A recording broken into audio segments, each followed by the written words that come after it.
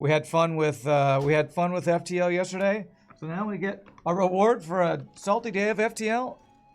Is hanging out in Azeroth, the World of Warcraft. We're playing our gnome warlock as we have been for the last couple months here. But yes, we don't murder folks in our murder hoboing life. We liberate them from the tedium of life. That is exactly what we do. What's up, Grima? Well, that's right. We're gonna liberate some monsters. I did a little bit off stream. I have these warlock quests I've been working towards. One of them is a turn-in Dustwallow Marsh, and another one was a bunch of just walking around walking simulator. I had to get some gold thread. I have soul shards, of course. Smoldering coal for this warlock quest. I flew over to South Shore, and right in here in the Wrathy Highlands at this Circle of West Binding, there were some elementals I had to kill. So I killed a couple of elementals off stream, but I was very careful to make sure I didn't accidentally kill get my warlock killed off stream. And the first thing we're gonna do is turn in this warlock quest. Components for the enchanted gold blood robe. I have no idea what this is. I hope it was worth all the walking simulator I did for it. Liberating everybody for oil. For freedom. That's right, for freedom. The other warlock quest turn-in we have is this warlock Tabitha girl in the middle of Dustwallow Marsh, which I might go and try to do. I don't know. It depends on how high level things are, because we are level 37. That's a level 40 turn-in. I might want to wait to turn that quest in potentially. You breezed through last week's vids on YouTube. Am I finished with Desolace? No. I still have lots of quests to do there. I just off-stream did a bunch of the stuff that was taking me outside of Desolace so I can Hearthstone back to Desolace and continue stuff. So here we go. A fellow warlock who has proven his worth. Let's turn in this components for the enchanted gold blood robe. My name is Manara Voidbender. Soon, I promise you the robe will be more than just adequate for your needs. You seem powerful. Let's see what we can do with this. Excellent, adventurer. The components are gathered and we are ready. I trust you will be pleased. So you're gonna make me a robe, or do I gotta summon a demon with a robe on? What are we doing here? I will put the robe together for you now. It will take but a few moments. Oh, holy crap! Do not go far. That is really nice. See you around. He just has to make it, I guess. Alright, well, we start with new loots. One of the best parts of these type of games, new loots. It is done, adventurer. Here you are. Wear it with pride. Worked hard, and I You've see worked great hard, things in and your I see future. great things in your future. Oh my Remember, gosh. to A defy blue robe. Holy shnikes. 10 stamina, 17 intellect versus 3 stam, 8 intellect, and spirit. That doesn't do us any good. Alright, we look like a warlock again. Beautiful. Good start to the day with a new blue robe. Slick rags, that's right. Alright, so now the question is, do I want to actually try to go do this quest down in Dustwallow Marsh? So, I have a turn into this Tabitha the Warlock. I have a feeling I want to hit 38 before I do this. If I hearth to Desolace, I can probably do a couple quests at 38. The problem is once I hit 38, I need to go train, which I can't train literally anywhere on this continent. So I'd have to make a really big, long flight to go find a place to actually level. I think I'm going to hold off on that turn-in until I... Yeah, I think I'm going to just Hearth to Desolace, do some quests at level 38, and then probably make a really long run to do some training, I guess. Pimp my warlock. Yes, that's what we're doing. Pimp my warlock. Hello. Your body looks worn and your spirit weary. Rest yourself. You say I look say I look old? I feel like you say I'm gonna look old. Okay. Banishes a thundering exile. I'm not sure, that's probably from those elementals I was killing, honestly. May the stars guide you. May the stars guide you too. Alright, let's see how I want to start here. Alright, we're gonna work on these quests over here. I bet you I hit 38 from just doing these quests over here. We have this. At the end of the stream, we saw that there were a bunch of orcs in a tower that we could fight over here. So let's go start with orcs in a tower. Need about 5 soul shards I need to fill up my soul shard bag with. Alright, here we go, my friends. Here we go. I wonder how Paul has been doing. Ooh, that hunter I grouped up with a while ago is at level 52. Oof. They are slowly and steadily heading towards that level 60. I guess I'll start. Who's the one who always likes to do the predictions? Is it Grima or somebody? Do I need to start a prediction? I don't know. There's always a smaller audience when we play WoW, so I never know when I should start doing the predictions or not. I'll just wait till somebody asks. Meh. That's how I feel about the predictions. Meh. There's always somebody who asks me to turn it on, and I can't remember if it's Grima or somebody else. Alright.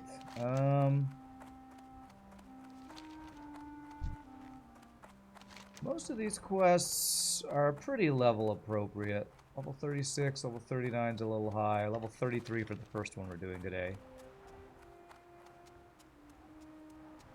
Okay. Let's go explore an orc stronghold, which sounds really scary, and I need to be very careful and not die, as usual. Really careful and not die. That is the play. The plan for hardcore. Speaking of, let me create my health stone. Let's get some extra soul stones on the way there.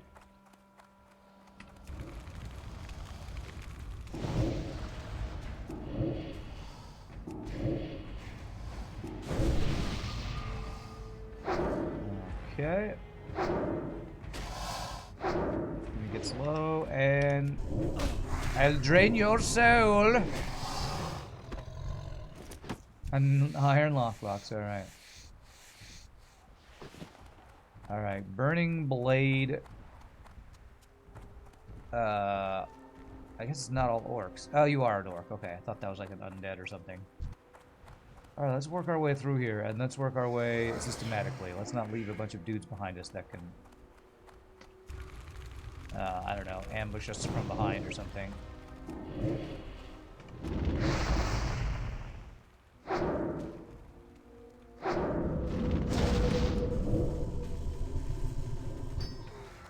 I will eat your soul. Alright, how do we get in here?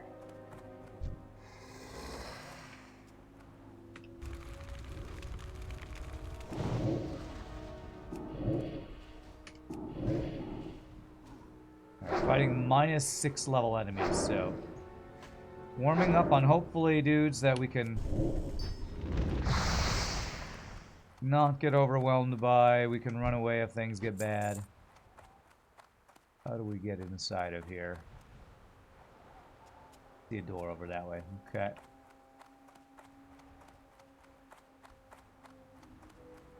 Can they aggro me through the walls? Yes, they can. Alright. Well, now I know. Let's run. Did I just parry a spell? That was weird. Okay, surely that will de-aggro pretty quickly. Surely it will. There we go. Okay. And so we make our way along this road and kill these guys one at a time.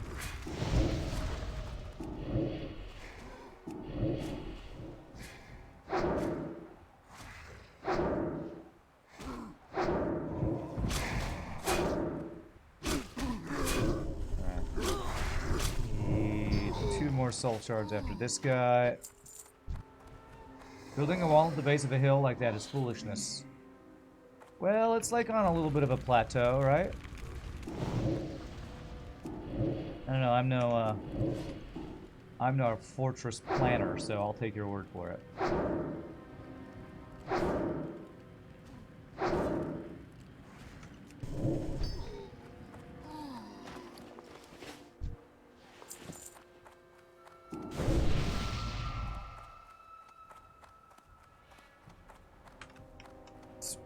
Spooky music in Desolace. The desolate music for the desolate Desolace.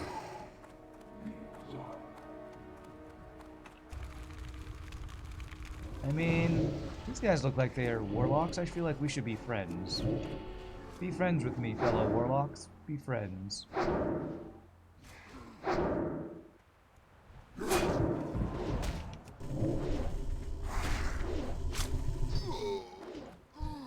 I maxed out on my shards? I'm maxed out now, okay.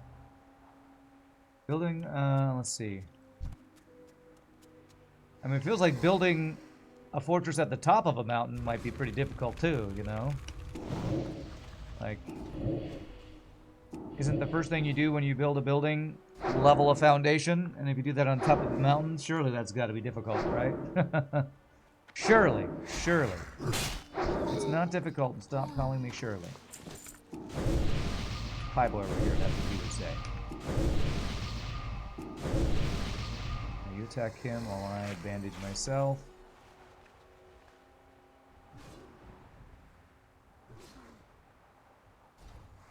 Okay.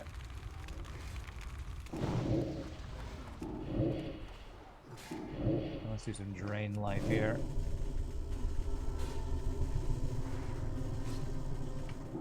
Beautiful, full health. The spot where he aggroed you through the wall was a section it was specifically talking about. Someone could stand on that little mountain and jump through the fort. Oh, okay. I guess that's true. I didn't notice the little hill next to the wall. Good point, good point. Still, if you miss that jump, you're landing stomach first on a spike, so as easy as you make that sound, I bet you it's not that easy. Gotta have some good jumping skills. There might be an escort quest in here or something. In vain, I'm not gonna worry about that currently.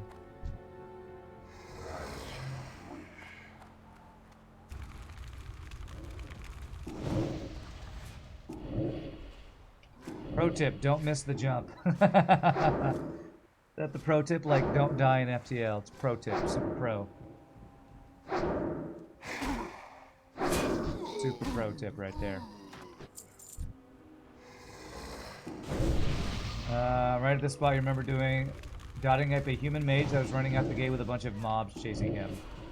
Are you talking about playing on a PvP server and you, like, took advantage of a human who was dying? Evil Horde. You're such an evil Horde player. What's up, Turbojet? Sure, you can be the next goblin I encounter. Who knows when that will be. Alright, this looks like a 2v2 with me and my pet here.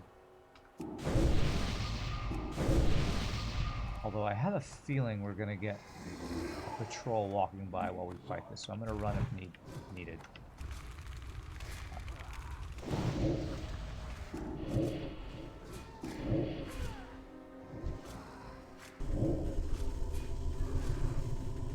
Alright, so I should get the aggro on this guy pretty quickly, I think. Wow, my guy kept aggro really well. Okay. Pet's getting a little low. Get some health funneling on him while we dot up our enemy here. And there's the extra aggro I was expecting.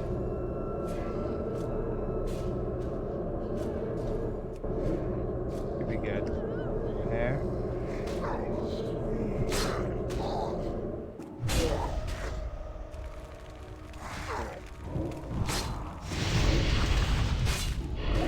Okay, I have my life stone if needed. I think we're okay here, though. I think we're okay. Alright. Thankfully, these are all minus something level enemies to us, so... let me actually bandage myself up and then drink. Rather than doing anything else like life tapping or something here. I'll let our pet get some mana back, too. What's up, Mr. Shogi? Referencing page 4, subsection 22 of the Warlock Guide to All Things Warlocky, it says, other warlocks are not your friend. They can never be your friend. You are your only friend. You have no friends. Don't make friends. There can be only one. So the Warlock Guide to All Things Warlocky is basically the Highlander, it sounds like. We are the Highlander. Good to know. This is not a death cave, but this looks like this could be very much a death... I don't know, fortress, so we gotta be very careful here. You are a bad man. You are a bad horde man. Dotting up a human mage as he runs from his enemies.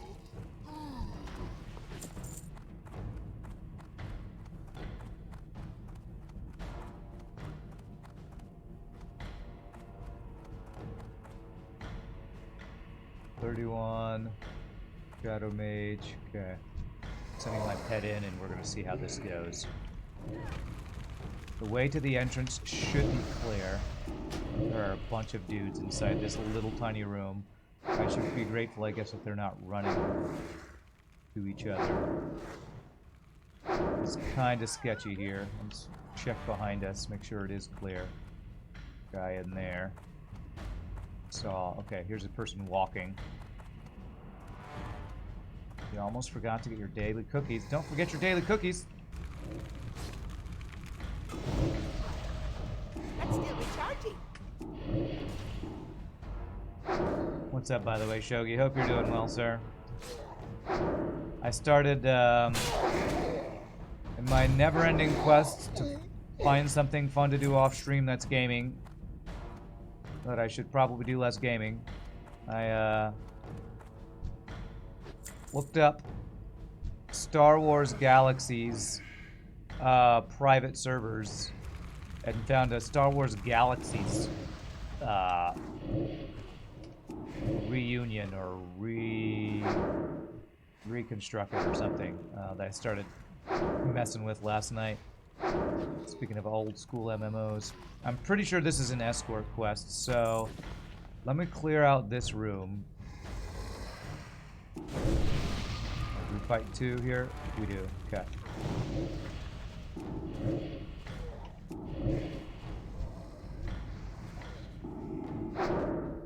I should get this one's aggro pretty quickly, I think. Or just kill it really quickly. Works too. The original version of Galaxies was before Sony destroyed it. Well, what's interesting about it is there's multiple ways you can play. So there's like Star Wars Galaxy Legends, which is, I think, the original. My mana is low.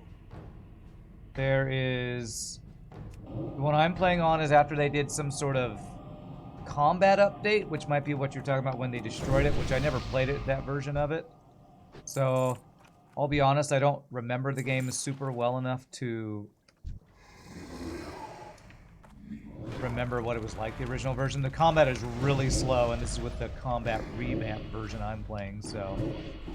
You can apparently play it like it was originally, after the combat update, and then I think there's even another choice for like a pure RP server or something, so...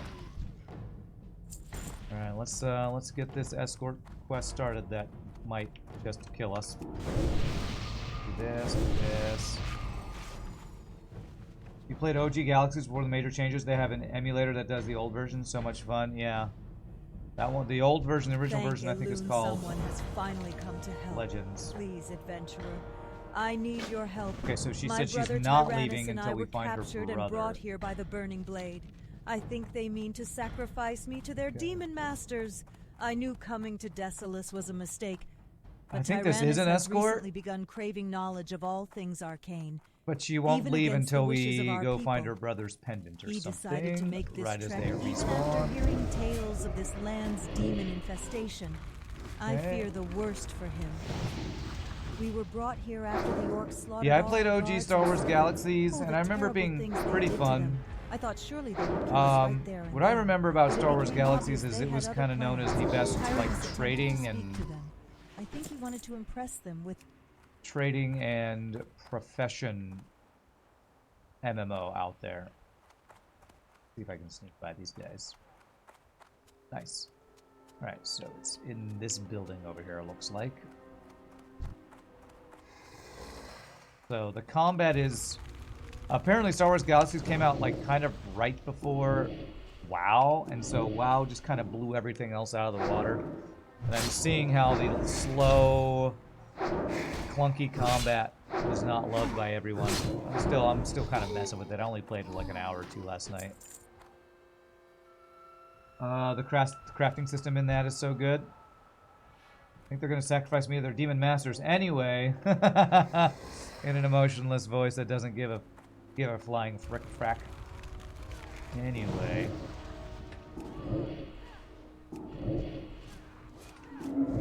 That spell isn't ready yet. I'll just dot them both up. Aggro on you. Push that one.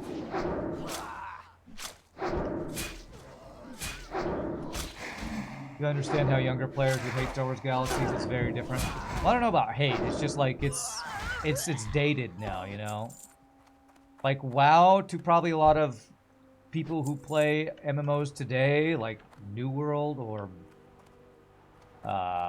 Black Desert Online, would think this game is so slow. Well, if you think this is slow, don't ever try EverQuest or Star Wars Galaxies or all the other old school MMOs. Somebody give that AI woman an Oscar for that amazing acting. Amazing. Got an ad incoming here.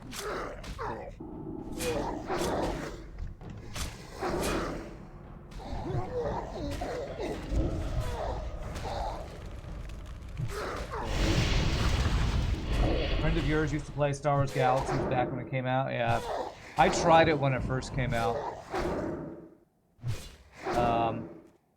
And because the trading and stuff was so good, but the combat was kind of meh, I didn't get super into it. I think what I'm looking for is in here somewhere. I don't know where. I'll send you in here and hope nothing else aggroes. Let's see. Looks good.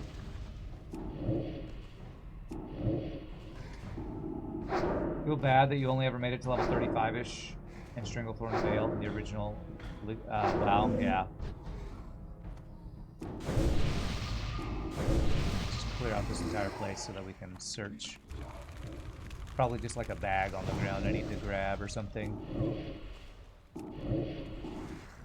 The grind was brutal in WoW. Yeah. And again, if you think the WoW grind is brutal, don't try a lot of other really grindy old school MMOs. You would not want to ever play EverQuest. EverQuest was probably the grindiest MMO I ever played, just because just the leveling alone, you would spend hours and hours in a group to get one level. Oh, there's the guy right there. Okay. Fighting one mob at a time. So, okay. Well, apparently her brother has become a cult member. Rough times. Put you out of your misery, sir.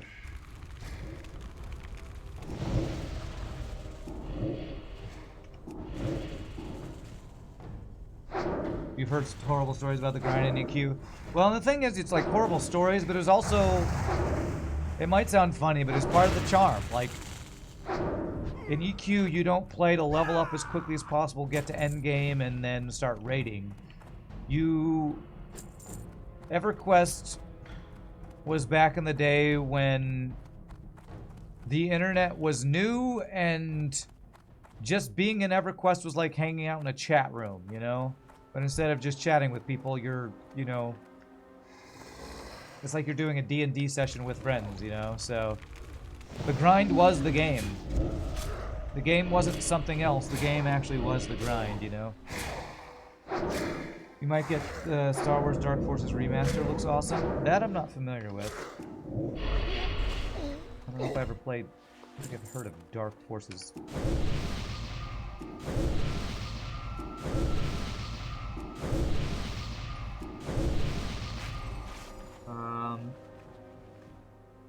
The good thing about the grind, though, is it made the levels feel meaningful. Yeah, for sure.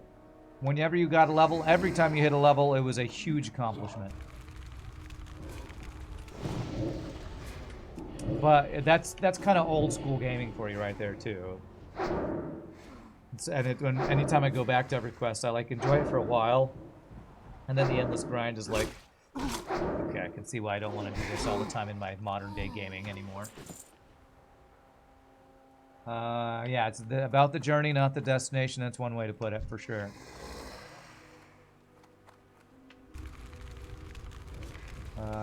The only Diablo series are 1 and 2. Both are a bit dated. I haven't played the Diablo 2 remaster. I'm still unsure if it's actually good or not. I feel it was one of those Blizzard things that was bad at first because it was buggy as hell, but maybe it's better now. Okay. I feel like I want to give you health so you're maxed out, because I feel like it's going to be a 2v3 again. You are maxed.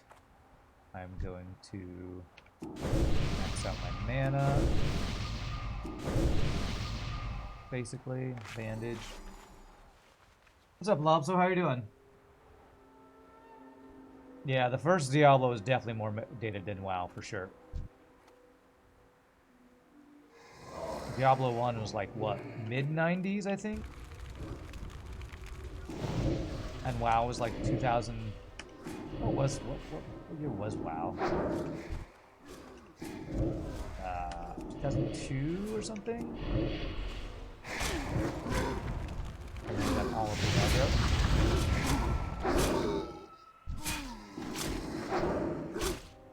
2004, something like that. You're not sure about the second Diablo? You don't remember when WoW became a thing, since you can't say you're all that interested in MMOs, huh? I need a target. Okay, should be able to line of sight pull her. Good.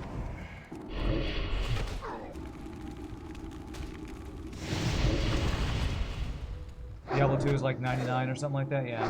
Diablo 2 is 2000, you think? Yeah, somewhere in there. Somewhere in there. Alright, now the thing is, if this is an escort quest, we basically need to clear this out as quickly as possible. Because these respawns are no joke. And we're escorting through a bunch of respawns. It's gonna be a pain. Diablo 2 is 2000. Yeah, okay. Rebuff myself. Mana. Bandage. Remember buying Diablo 2 at Babbage's shortly after finishing college in 2000? I remember Babbage's, yeah. Babbage's, and you get your games there, or Circuit City, or where else would you get your games? Okay, we got this. We gotta kill this Pather on the way through here. Well, it was 2004, 2005, somewhere in there. Somewhere in there. I graduated college 2006, and it was like a year or two before that, so. Do you remember buying Diablo 2 on a disc of dubious origins back in the 2000s? Comp USA, alright. Try to clear out this entire room before we try to do a potential escort quest here.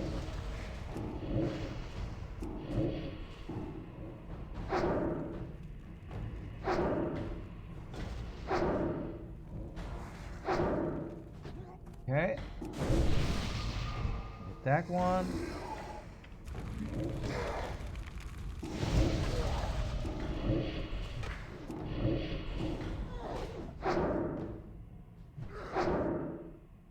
Circuit City, right next to Spatula City. Spatula City.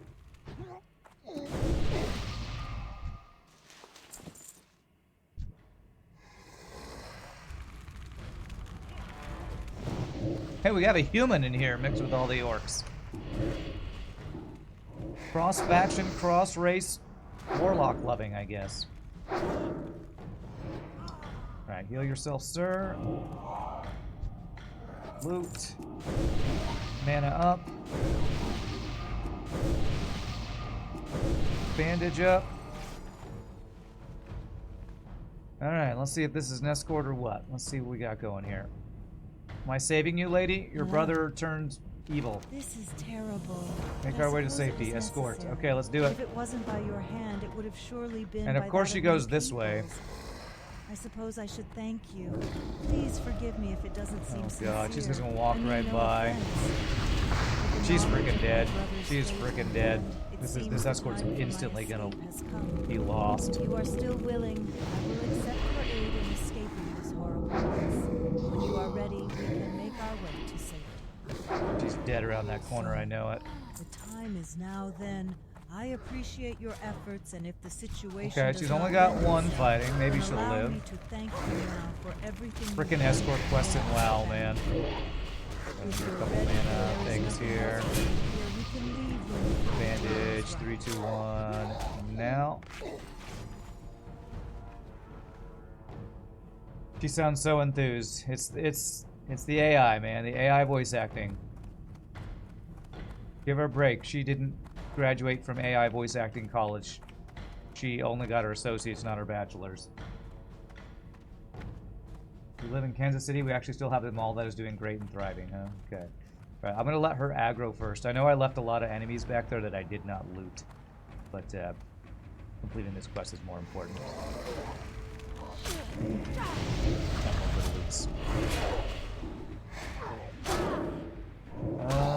Okay. You didn't know that that voice acting was AI? Yeah, I'm pretty sure the mod that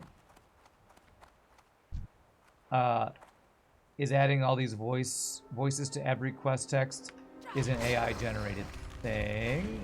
And I think I'm just gonna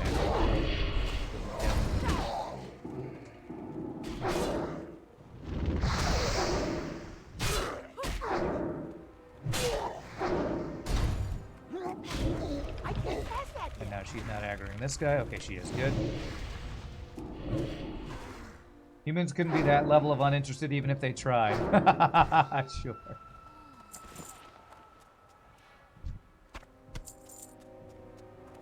Are there 2 guards outside this door? There are.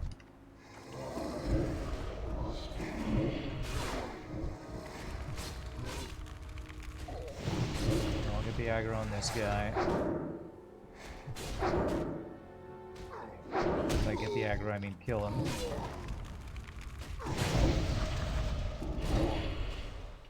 And she just ignores the other one.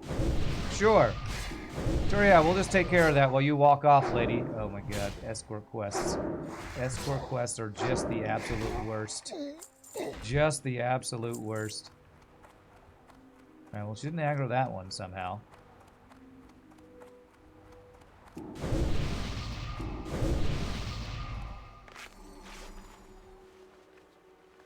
Alright, I think we might have actually done it. Is this actually an escort quest where we don't have some surprise 6 enemies right at the end to kill you? That would be nice.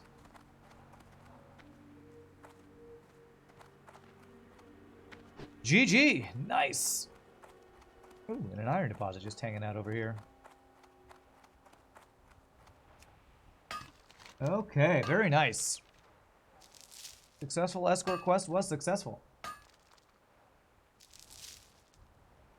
Okay, so let's go do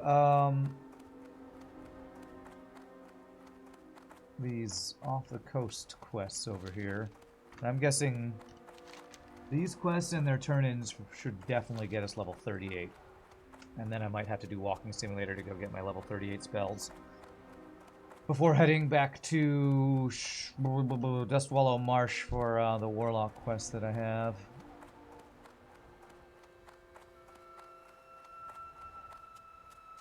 I swear, every time we play WoW, it becomes let's talk about all the things we're nostalgic for from the late 90s, early 2000s. Malls with Babbage's in Circuit City, and what else? There's a mall you're near with a good whiskey store. The Green Room in Portland. Okay, interesting. Well, there's a mine down here. I don't remember there being a mine under here. They call it a mine.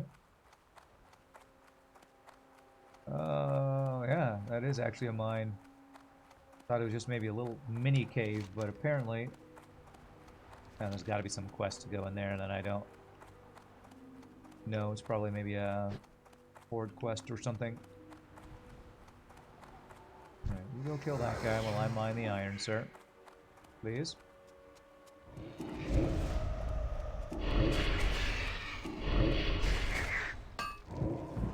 You do miss old school Radio Shack, huh?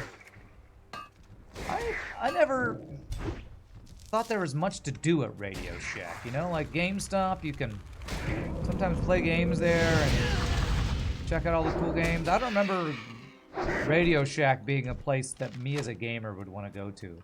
Wow. Random engineering schematic. Nice.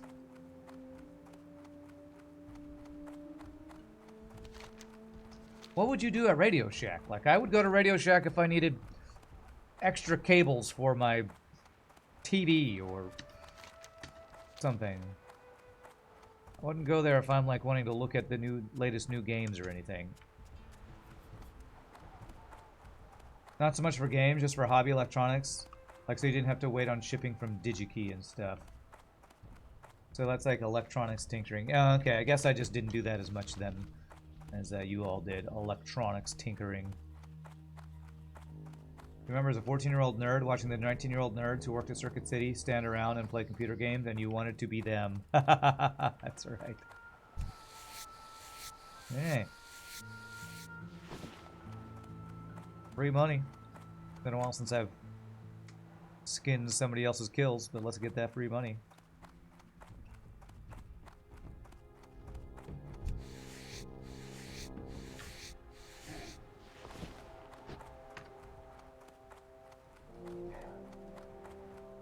Yeah, it's like when I was in college and I worked for GameStop. What the hell? Internal bag error. Well, I wasn't able to loot that leather and it disappeared, so that was weird. I'm working at... Oh crap, how do I get up there? At GameStop. Hating my life as I argue with parents, or parents yell at me about games costing too much and then selling for nothing. And the kid's thinking, what a cool job, I get to talk about video games all day. It's like, yeah, it's great, kid. Great, kid, talk about video games all day. Crap, if I want to get this quest, I think I have to go a different way up here, actually. Radio Shack signed their own death certificate when they tried to compete with the likes of Best Buy and removed all their hobbyist electronic stuff, huh? Yeah, Radio Shack, well, like, went bankrupt and disappeared years ago, didn't it?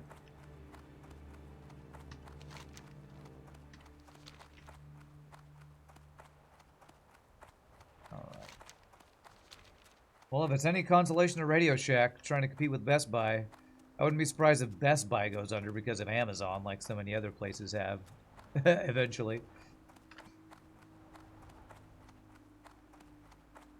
Alright, let's see. What is Scepter of Light quest? Sounds like something for Scarlet Monastery or something.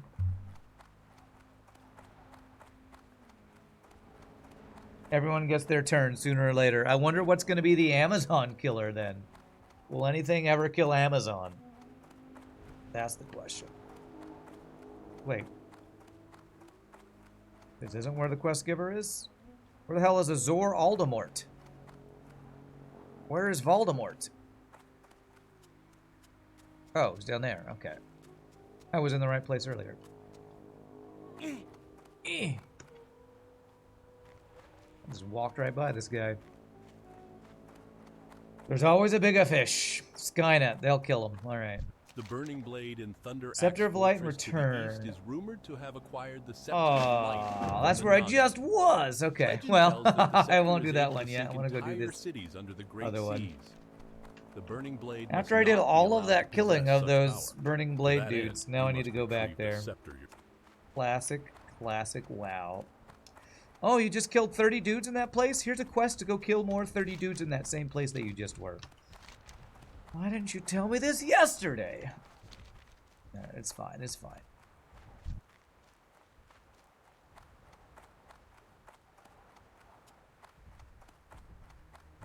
I feel like eventually Amazon will be their own downfall with how low quality so much of their stuff is nowadays. You might be right. You might be right about that. Alright, so we're getting a golden key, I think from just killing some random Naga here.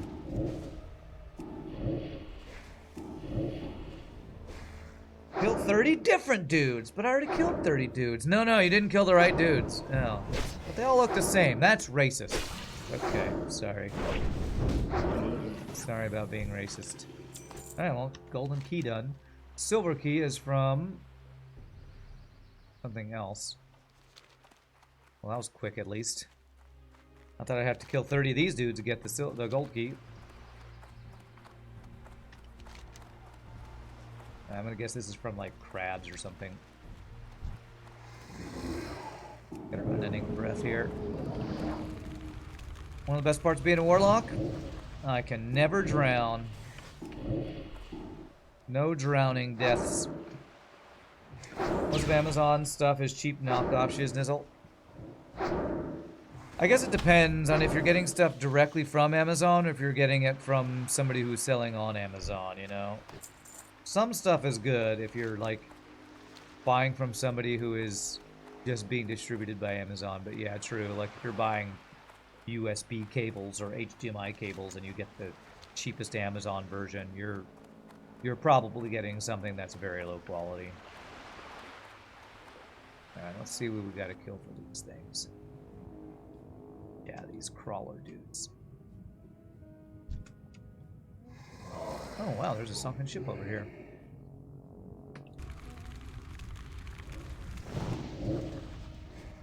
I swear, every coast in Classic WoW has a sunken ship.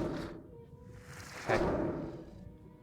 Probably is a good place to go get yourself killed if you try to explore it without water or underwater breathing. Hey, look at this, a bubbly fisher, which they don't give you in other quests where you need to stay underwater for a long time. I'm specifically thinking of the Dark Shore quest in the Night Elf, like level 10 to 15 area. Yes, liberate the different dudes. It's not murdering, we're liberating them. That's right. Liberate them from the tedium of their horrible, horrible existence. Well, let's see if there's any buried treasure in these sunken pirate ships. I see no buried treasure. I say buried, sunken treasure. Oh, is this actually just an empty ship?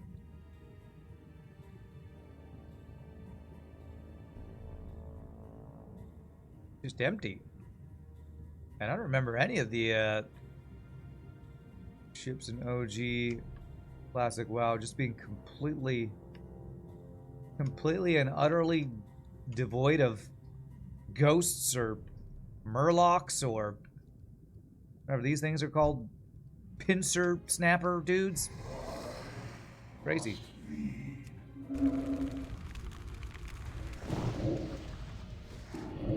You try to avoid third-party sellers. Well, you're better than me. I usually just buy the cheapest thing, which means I'm not a very good consumer.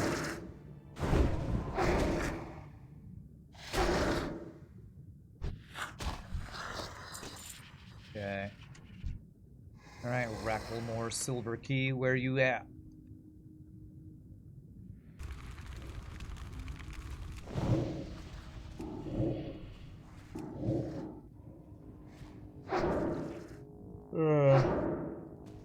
It's getting harder to avoid the cheap knockoff stuff because it's more and more prevalent. Yeah, it's what sells, so I'm sure what sells is what... Oh, there it is. I don't need to kill that guy now. Did he aggro? He didn't. Okay, good. What sells means... That's what feeds the machine, right?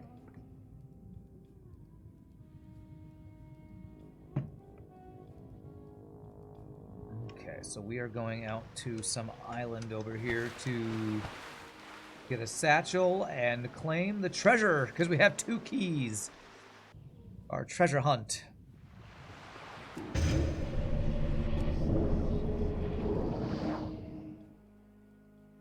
Sure, let's detect lesser invisibility. That's not useful at all either. All our totally useful buffs that we have. Is there an end goal to WoW? Is there a main quest line? You've never played it, so you don't know. There's not really an MSQ, a main story quest line for WoW, but OG, original WoW, before any expansions, the end goal was get to level 60 and raid with your friends. If you weren't going to be into PvP, you could do PvP because there were battlegrounds and maybe arenas and stuff. But the main end goal was to get to max level, get attuned for Molten Core, get in a guild, and raid with 39 other people because they were 40-man raids, and you would 40-man raid Molten Core. That's the end goal if there was an end goal. And then after Molten Core, there was Blackwing Lair, I think, was the next raid. So basically, it was the gear chase. You were chasing for endgame best-in-slot gear by raiding 40-man raids with other people. And the drop rates were kind of horrendous. So every raid, if you got one upgraded piece of gear, it was a successful raid for you, kind of thing. If you got 2, you were on cloud 9. Because that was like super, super lucky if you got 2 upgrades in a single raid when you're, you know, competing with 39 other people for your gear upgrades. Yes, the Onyxia 20-slot backpack or whatever it was. 40-man reigns sound chaotic but fun AF. Oh, they were. That was peak MMO gameplay back in the days. Were the 40-man raids. I don't know if Dragonflight has 40-man raids. I know there's pickup. There's looking for raid now, which I think might be 40-man raids, and they were. That's chaotic AF. Back then, you would have a raid leader. You would have at least in my guild, what we had was we had guild officers. There was the guild leader who was like the raid leader who would kind of tell us, all right, here's what we're doing tonight.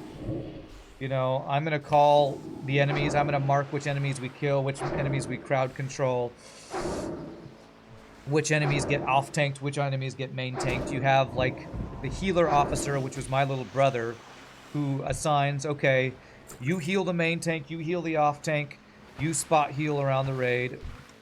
I was the main tank for our guild, so I was in charge of just, you know, making sure that the biggest, baddest enemy wasn't aggroing on the rest of our guild, or rest of our raid.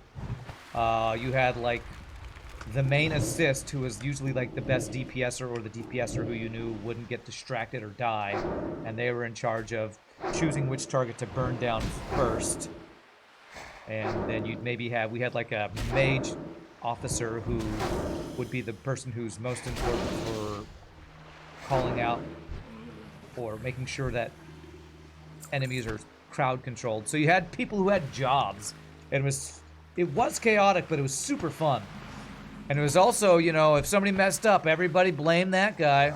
Oh man, Inwa over here, our person who's supposed to heal our off tank, failed at healing, so we wiped because he failed at healing. So it was chaotic, but it was, man, it was glorious. It was glorious. Being a warrior DPS sucked. The tanks always got to have the gear first, almost no matter what. Oh yeah, you always want your main tank to have the best gear, so being the main tank was like, you get first dibs on gear. Which is a blessing and a curse, because you'd get geared first, but then you'd finish being geared, and then the raid couldn't happen for you without you. And so it became this thing where you'd have to go to every raid, but you'd never get anything from any raid. So the blessing and curse of being a main tank is being geared, but then having the obligation of always being there when you get nothing out of it later on. So, isn't WoW where the old Leroy Jenkins meme came from? Yes, Leroy Jenkins was from Upper Blackrock Spire. AQ40 2.5 gear was a godsend for DPS spec classes that normally tank healed. Nice, nice. Alright, I'm not sure where I'm trying to go here. Somewhere around here. Just clear all these guys out while I search, I guess. Sadly, I can't mine True Silver or Mithril yet. Mithril? Black Temple was the end of your raiding days. Black Temple was the final big 40 raid that me and my guild did. I came back for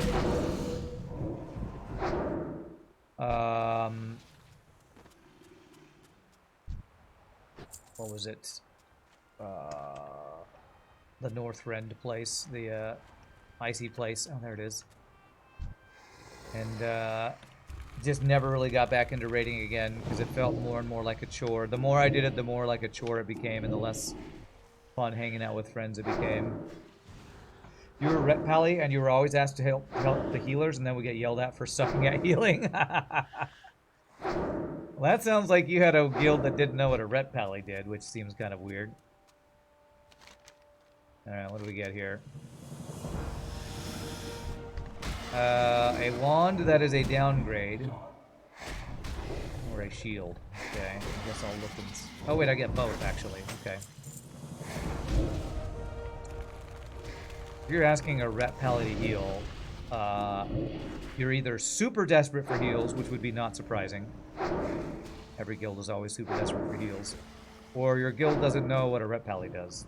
So I'm gonna guess they were super desperate for off heals.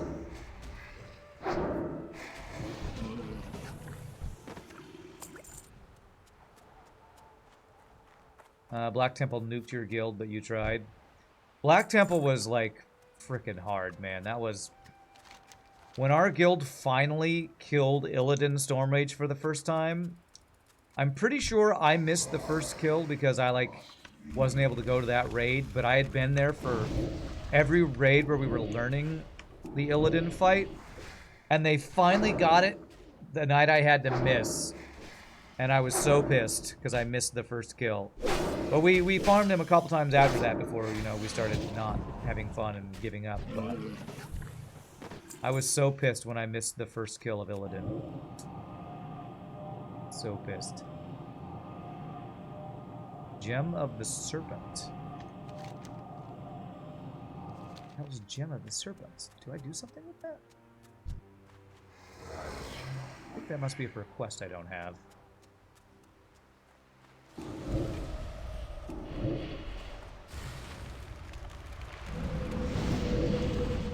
Is desperation to get you to heal? They always want you to respec, so you compromise and level the Holy Priest. And they were probably very happy about that. I don't have this, do I? No, I don't have that. Okay. Alright.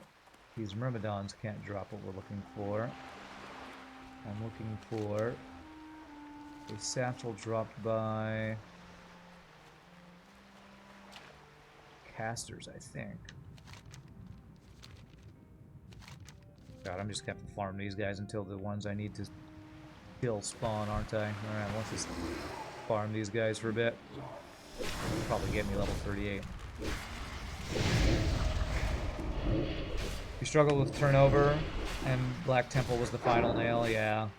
Yeah, that was one of the big issues, was when you need 40 people for a raid and you need the right class makeup, like, just creating the raid and taking 2 hours to make sure everybody's got everything they need. Like, it was an ordeal to put together a 40-man raid. There's a reason there's not a lot of games that have 40-man raids. It can be an organizational nightmare. It takes frickin' forever, so you need very dedicated people. So it did become a slog to make those raid nights happen, you know. You never got to raid the endgame raids for Burning Crusade? It's probably what you regret not doing in your WoW career. Yeah, my best memories are the Burning Crusade raids from back in the day. Doing Serpent Shrine Keep, Tempest Keep, Serpent Shrine Caverns, and Black Temple, I think were the 3 big ones. Then there was Gruul's Lair. That was an easier one because it was just a single raid boss. Like, the world bosses were not as bad. Mount Highjaw was another one. Did the raid scale with the number of players? No, you had to have 40 players. Or you could do it with less if you were very skilled and had skilled players. But you basically needed 40 people to get past the... Usually it's like the DPS check. If you just don't have enough DPS, they would have raid timers so that the boss would enrage if you don't kill them quickly enough. So you'd have to have the fewest number of tanks and the fewest number of heals so you get as many DPS as possible to, you know, beat the rage timers before the boss enrages and kills the entire raid. For most raid bosses, that's where I remember the mechanics being. Your favorite endgame raid in an MMO was the first time you successfully killed Hamadon in City of Heroes. Ah, nice. Nice. I've been playing... I occasionally go back to the City of Heroes reunion server. And I did kill Hamadon with a raid group at one point. It's kind of just a joke now. But I guess that was a huge deal way back in the day.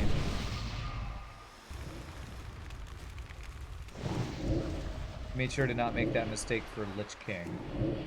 Oh, to miss out on the raids? Yeah, I did a little bit of Ice Crown Citadel, but like maybe only a boss or two, because our guild wasn't really together, so it was just kind of pick up raids that I joined.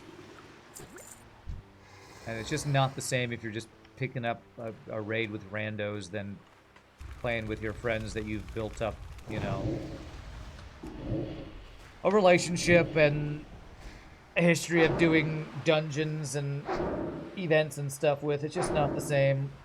That's why looking for raid and Dragonflight just seems like a huge waste of time and a cluster F fun in modern day WoW.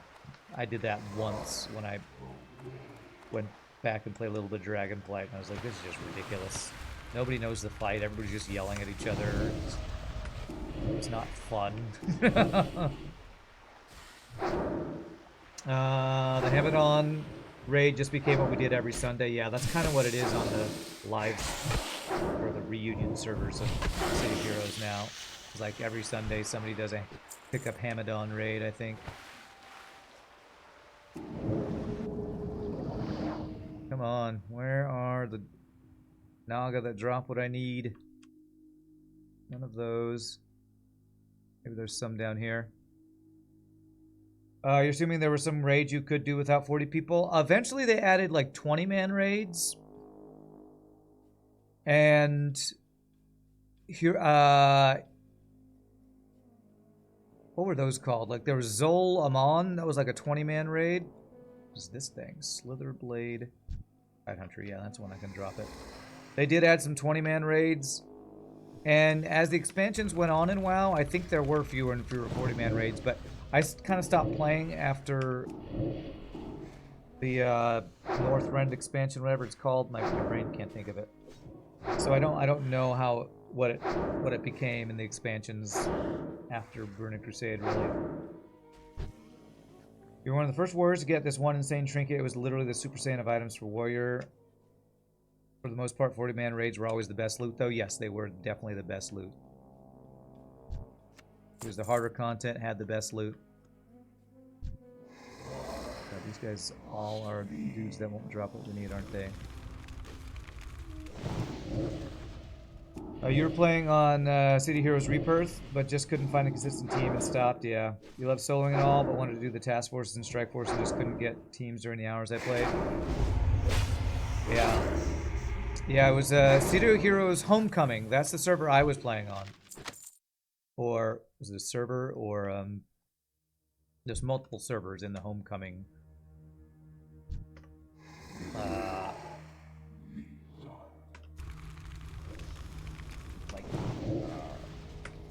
Fan-run server, I guess is just the word. I can't think of another word for it. And they had, it was pretty active on Homecoming. You might check out CD Heroes Homecoming, Scott and Phil.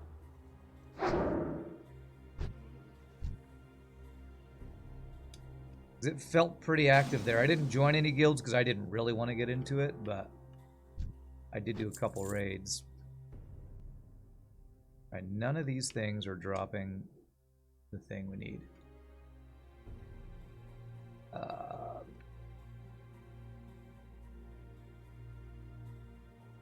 Can't mine that. Alright, back to the island we go, I guess. The fun of quest drops that don't drop. The fun. Oh, the fun. Wrath of the Lich King. Thank you. W-O-T-L-K or whatever. Just my brain. Yeah, can't do True Silver or Mithril. When you came back from Miss Pandaria, did all the raids with looking for raid. Not the same as being in a raiding guild, but it's better than nothing. True. True. If you really want to get your raiding fix, I'm sure it's better than nothing, but I try to... I guess looking for raid is different than... There was something in Dragonflight that was new. I thought it was looking for raid. I didn't think looking for raid was a thing back in Miss Pandaria. I thought looking for raid was a new thing that they added in Dragonflight. And that was just whatever that thing was an absolute cluster. You have to take a look when you get the crime fighting / causing itch. Yeah, I recommend highly the City of Heroes Homecoming server. I've come back to it a couple times for my off-stream MMO addiction fix. Of course, my thing for City of Heroes is I just keep making alts. I'm an altaholic. I keep thinking, ooh, what if I make this build? Ooh, what if I make this build? Because I like making the builds more than I actually like playing the game. Because honestly, City of Heroes combat is not, in my opinion, the best version of MMO RPG combat. It's okay, but the idea of the builds is always more fun to me than the actual execution and fun of playing the builds. Welcome, Jokey. Thank you for the follow. Appreciate that.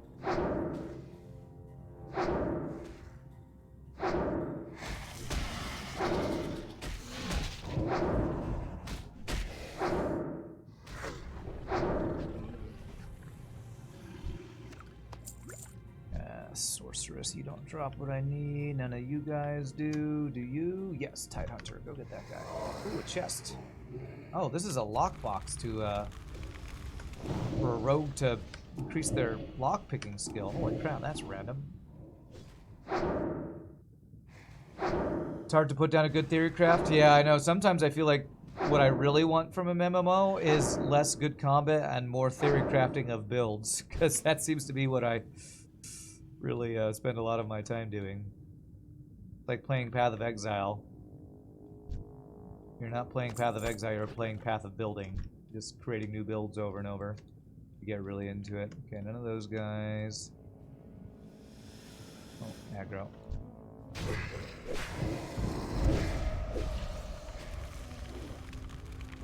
Raid Finder came out in the Cataclysm patch, huh? Raid Finder. Okay. I swear there was something that was in Dragonflight that wasn't in the game before, but maybe I'm wrong. Maybe what it was that Raid Finder didn't work for certain raids in Dragonflight until they patched it or something.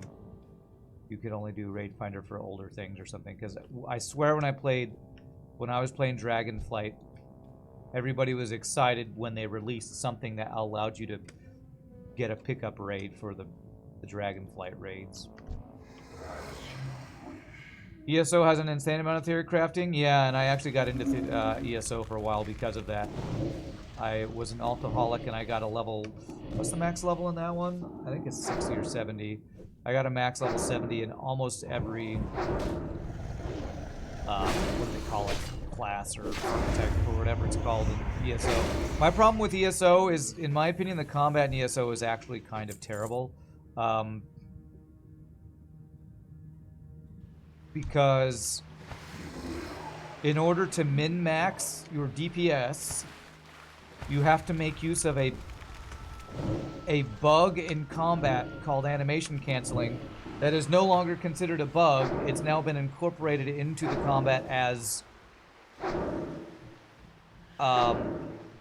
like an essential part of combat in animation canceling. And I know there are builds you can do that don't involve animation canceling, but like it just became too clicky and spammy for me. And I'm just not ever gonna get this last item, am I?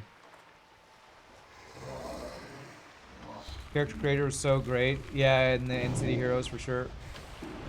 But you only like played like your blaster controller after a while. I always enjoyed the tanker playstyle. I liked being unkillable.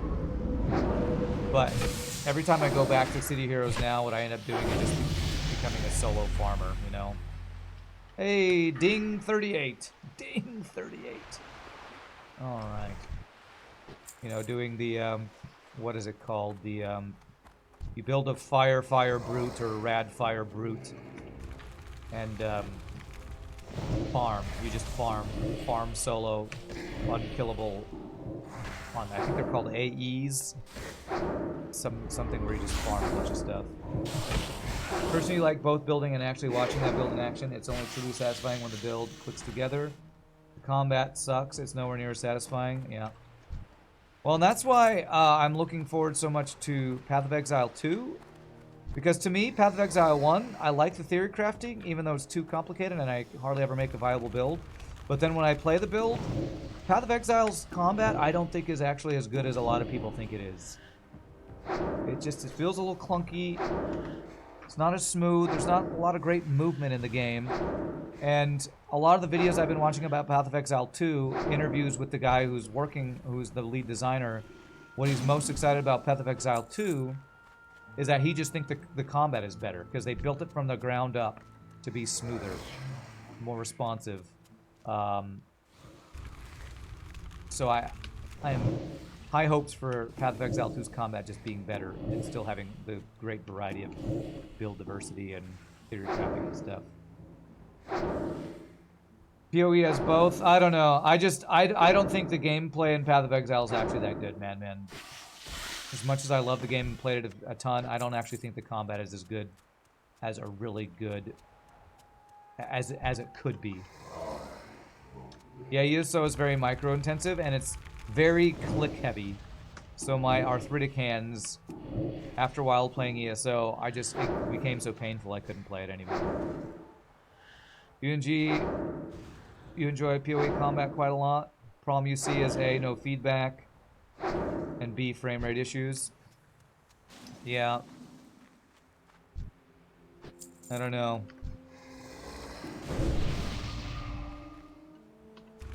To me, Path of Exile, if you truly play it correctly and build correctly, you press one button and the entire screen dies. Which people like, but to me is simplistic and not that interesting. Like, there's no... And that's an oversimplification, but if you do your build right, by the end of your build, you're running around one-shotting every room by pressing one or two buttons. And that, to me, is not super amazing, great gameplay. That's just one way to play it. Okay. Okay, well, tell me the smooth, amazing gameplay of your favorite, most intricate Path of Exile build. Because the only builds that I ever played that were really successful was Righteous Fire, where literally you run around next to guys and they die because of the aura around you. Sometimes you cast a curse on them to make them take more damage. And the other ones are you press one button and everything explodes. What are the intricate, complex, unique gameplay styles of Path of Exile that I don't know about? Because to me, a fun build in an action RPG would involve combinations of abilities and movement skills that buff your next attack, or some way of, you know, doing things in a certain order to cause a chain reaction. Like, maybe there are those builds and I never just built them. Jesus, I cannot find this item. But I'm... Like, the closest thing I could think of is there was some chaos damage build that, like, would spread from one enemy to another, and you had to do one ability and then another ability to cause it to spread, and I forget what those two abilities were called, but I remember that being fairly interesting, and even that's a little simplistic. Usually play LA Archer. What does LA stand for? We did lots of curses, totems, auras, dodging, stay alive.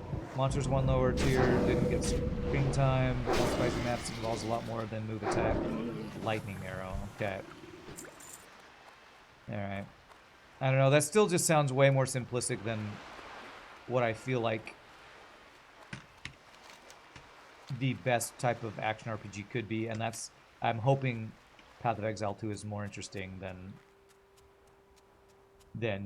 you say what you're saying is that it was more intricate, but what it sounds like is that there were a lot of abilities for staying alive, but you still only kind of had one attack ability in Lightning Arrow. It says you use cursed and totems. Maybe there's a lot of proccing going along in there that makes it more intricate. But again, the intricacy is in the build, it's not in the play style. If you're casting one thing that procs a bunch of stuff, which is, I guess, the fun of a lot of action RPGs is figuring out the build in such a way that you do one thing and it procs a bunch of other things and you get these cool combo. But I don't know, to me that just felt boring after a while in Path of Exile 1. And maybe action RPGs just aren't for me if that's what the gameplay is supposed to be. I just know I always played through the story in Path of Exile 1, got to mapping, and then immediately got bored or died because my build wasn't good, and every time I'd quit at that point. That's just what happened to me every time I tried to play Path of Exile. I would have a pretty good time as I leveled, trying to put my build together. The build would maybe finally come together, but then I'd find out it's not quite strong enough for mapping, and I'd die over and over, and I'd quit. And then I'd try pre-made build, and then it felt boring because it was just one button or something. The Curse, the Totem, and the Lightning Aura and the Movement were all separate things, so it wasn't just one proc thing. If it was just a single click to kill everything, that would be too boring to you. Okay. Goodness gracious, I guess I'm just spam farming these guys until we get the one the one quest item. Like, one build I always wanted to do in Path of Exile because it looked really fun, but was apparently only an endgame build because you had to have the perfect gear and the 6 link to make it work, was called Blink Strike. What's the ability where you would blink to an enemy and do an attack and then a blink to other enemies? I think it was called Blink Strike or something. And I always wanted to make that build, but apparently for that build to be viable, you had to have like endgame gear, full 6 links, all the right stuff coming together, and you couldn't really do it until you're like level 70 and already halfway through maps to get all the gear and stuff to make it work. So I'd always want to make that work, but it was so expensive and so hard to do, you couldn't do it till late game, and I always just got frustrated before I could actually get that build to work. One-click builds are hyper-focused in the build tree and gems, otherwise they won't work, which is hours of theory crafting so that you can just bunny hop through maps, yeah. Closest to what I'm describing as Summoner, you literally only click to move around, the rest just getting done by an army of friendly mobs tearing crap apart before it even has a chance to stretch. Well, like, the most success I ever had was Righteous Fire builds, because it was easy to build, and you could play it early game. I think one of my biggest issues with Path of Exile is... crap. I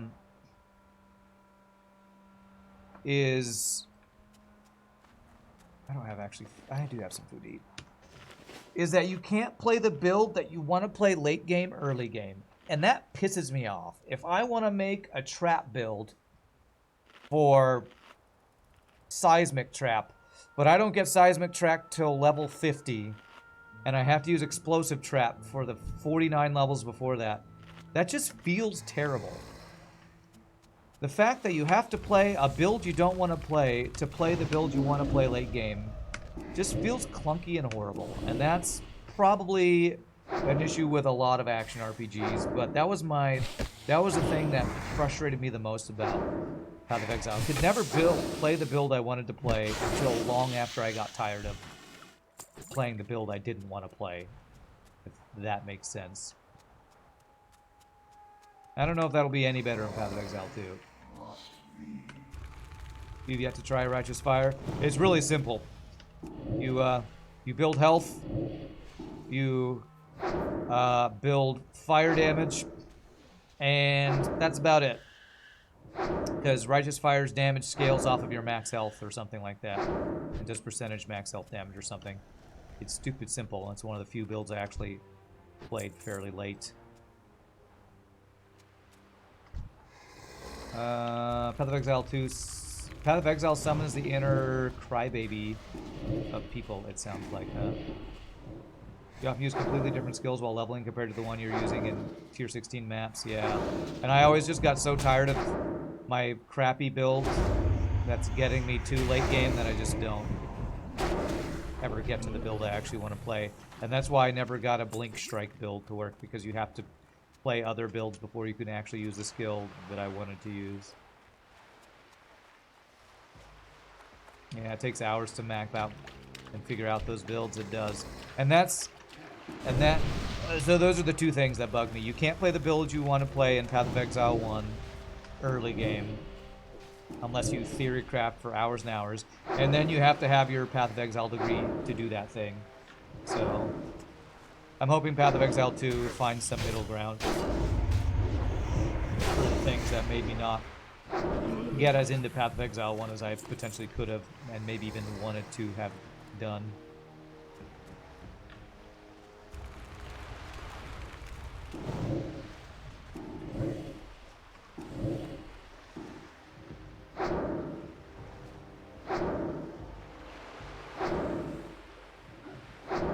Like, I'm trying to think of, like, I think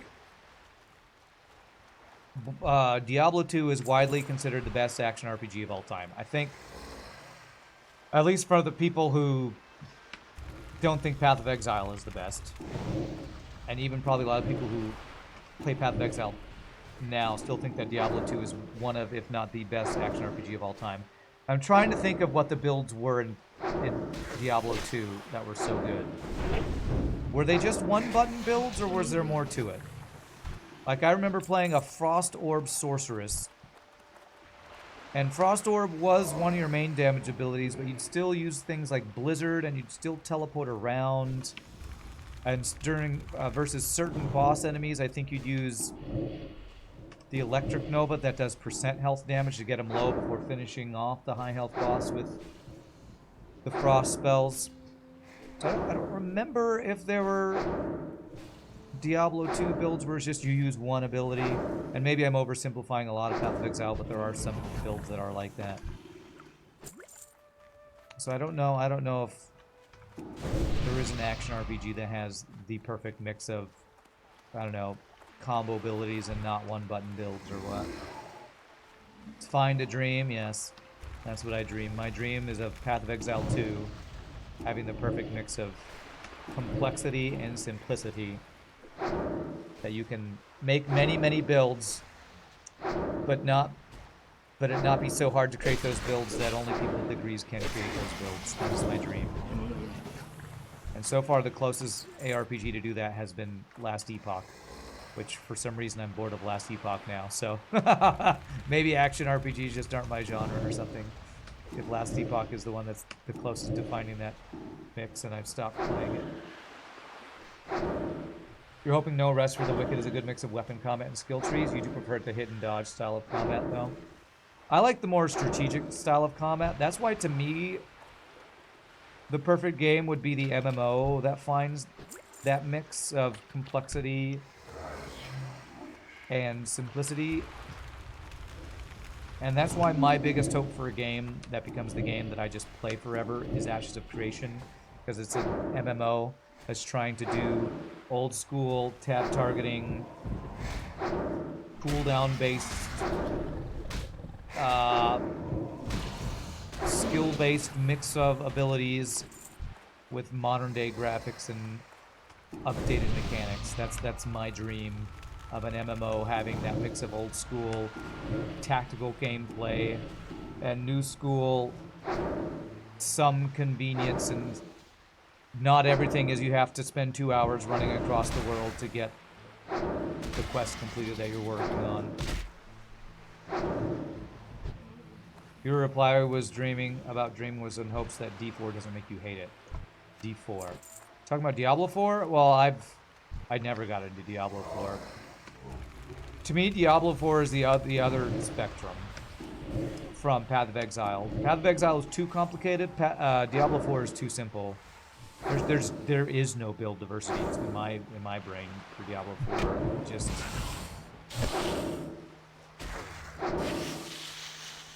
Path of Exile, you can kind of build everything you want. A lot of it doesn't work and isn't very good, but you can build it. Diablo 4 is everything works, but there's very little you can actually choose to do that's different. You basically have 2 builds per class. I know that's an oversimplification because I haven't played it that much, but it feels like there's only 1 or 2 builds per class that are viable from everything I've seen about Diablo 4. Oh, I missed Scott, aka Phil, saying about you're hoping Diablo 4 will make you not hate Diablo 4. Yeah. I don't know. I feel like they would have to make a lot of changes. Diablo 4. They just need the skill trees. To me, the biggest problem with Diablo 4 is the skill trees. The skill trees are not trees. They're bushes. They're little baby flowers or grass. But like the branches give you no actual meaningful choice. Diablo 4 is built for modern audiences, where the motto is thinking is overrated. Yeah, I guess so.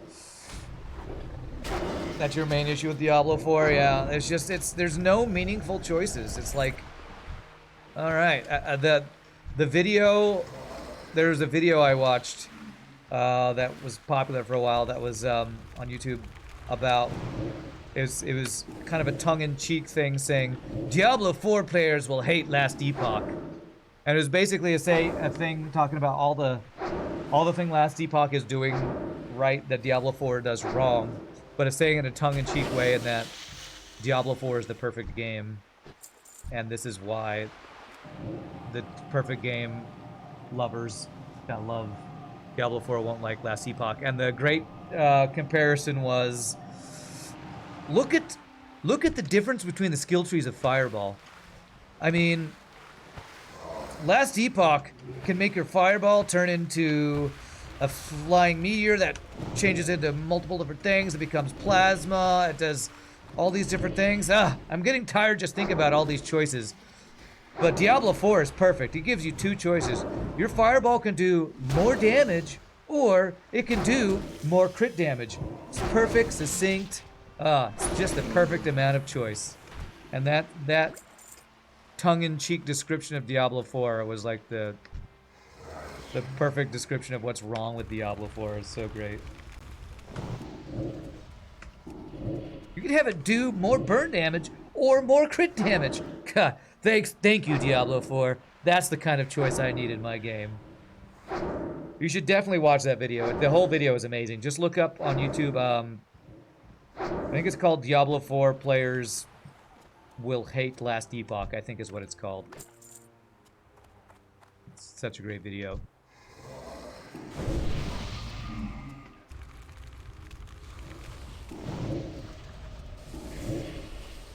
You know, and of course it makes fun of all the other crappy stuff in Diablo 4, like the limited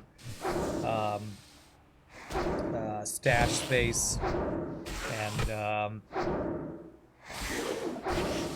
I don't know, so many other, the crafting being simplistic and RNG based, but not even that worthwhile and worth investing in. Like all the stuff that Last Epoch is kind of done better than Diablo 4 is known as being lackluster on. It's such a good video.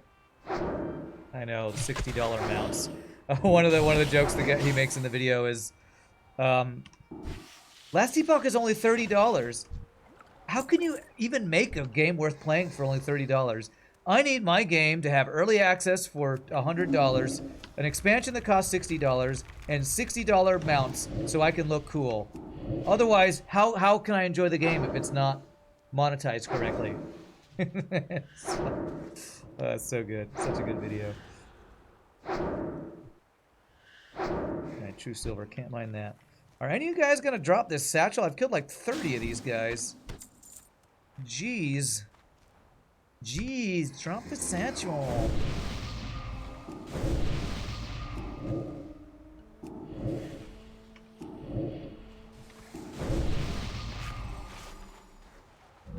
I know, screw that noise. That's so great.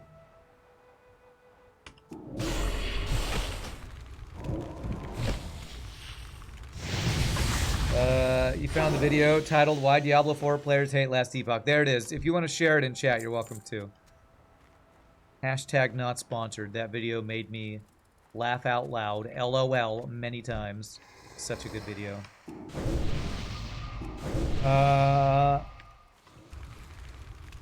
Blizzes can mount each other for that amount of money. Okay. I don't know what that means, but sure. What are you talking about? The $60 mounts are so much better than the ones you can get for free. Why? Because they're $60 better. They look 60 amount of dollars better. It's just math. Really, if you think about it, it's just math. It looks and runs $60 better. Not faster, not prettier, better. Why? Because you spent $60. So it makes you feel better about having it. It's like Diablo Immortal and the whole, you know, the person who spends the most money is the strongest. Which is what you want in a video game, really. You want the person who spends the most amount of money to be the strongest, because that's balanced. Just like real life. The person who starts the richest, makes the most investments, and gets a small loan of $1 million from their father should be that much richer and stronger and faster and better than everybody else. Just like real life. We don't play FTL on Wednesdays, flip mode. Monday, Tuesday, and Thursday are FTL days. Wednesday and Friday is my recover from FTL days. So WoW all day today and Friday. That's about how the modern gamer audience seems to think. Sounds about right. Yeah.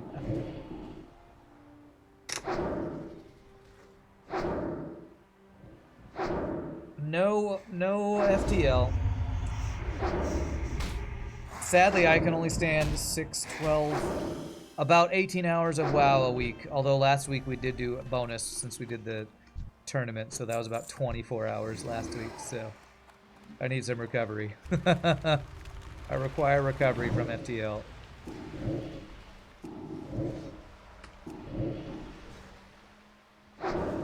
The pay-to-win model is just not your thing. It turns you off of a lot of games. Yeah. For sure. Absolutely. Agreed. Alright. Is anybody ever going to drop this satchel? Am I doing the right thing? Should I be killing these guys? Am I supposed to be doing something else here? Let me eat and drink while I read this quest text and make sure I'm not supposed to be, I don't know, absorbing their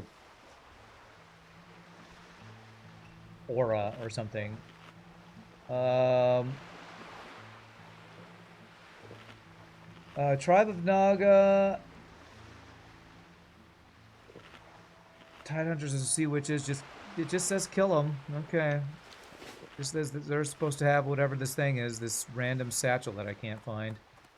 Okay, alright. Keep killing them. Keep hoboing and liberating my enemies until I force them to drop the loot that they're supposed to drop.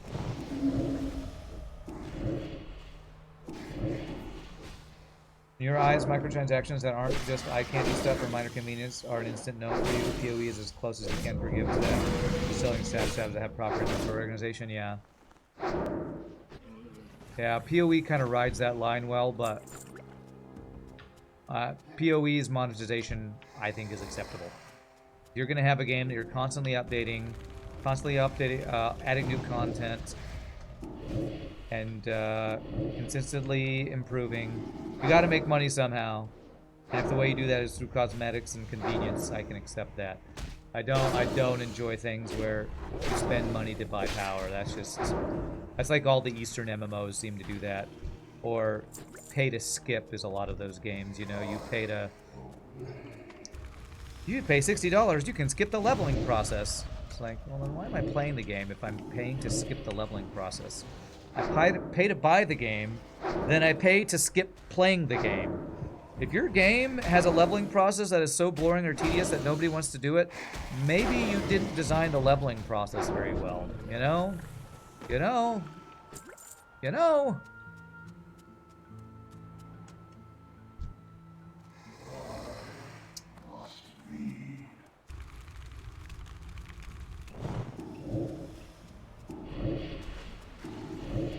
Although I guess the argument is if it's something like WoW where it's been out for so long and you're trying to just get to the ratings, so that's why you're skipping it, so that you can get to join your friends faster. I mean, I guess. You know, the slippery slope, where does it end? Alright, I've paid to get to level 60. Now let me pay to get the best gear. And now let me pay to learn the best abilities. It's like, are you even playing a game anymore? You're just buying everything. You're just buying all the content rather than actually earning anything by playing the game and getting better at the game and actually experiencing the game. You'd welcome a way to skip the axe in Path of Exile? Yeah, I guess so. But to me, like, once I get to mapping, that's when it gets tedious. At least when you're leveling through the campaign, it's like at least there's some story happening, even if I don't care about story that much. At least there's a reason to do it, you know. It's like, how do you balance alts, creating alts in the game, and enjoying the leveling experience? How do you balance that? I don't know how you balance that. But if the replayability of a game is playing alts, but then the leveling experience is not fun, then it's like, ugh. I don't know. Designing video games is hard, I guess, is what I'm trying to say. For you, a big no-no in a game is both pay-to-win and subscription aspects. You don't necessarily play some games regularly, so playing monthly for it is iffy.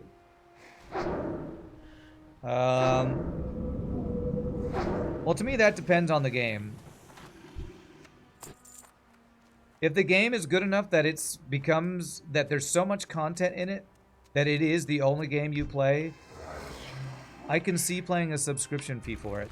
Because that's what WoW has always been. It's kind of dumb to have a subscription fee and pay to win and pay to convenience transactions like WoW has. But Blizzard is really greedy, we all know that.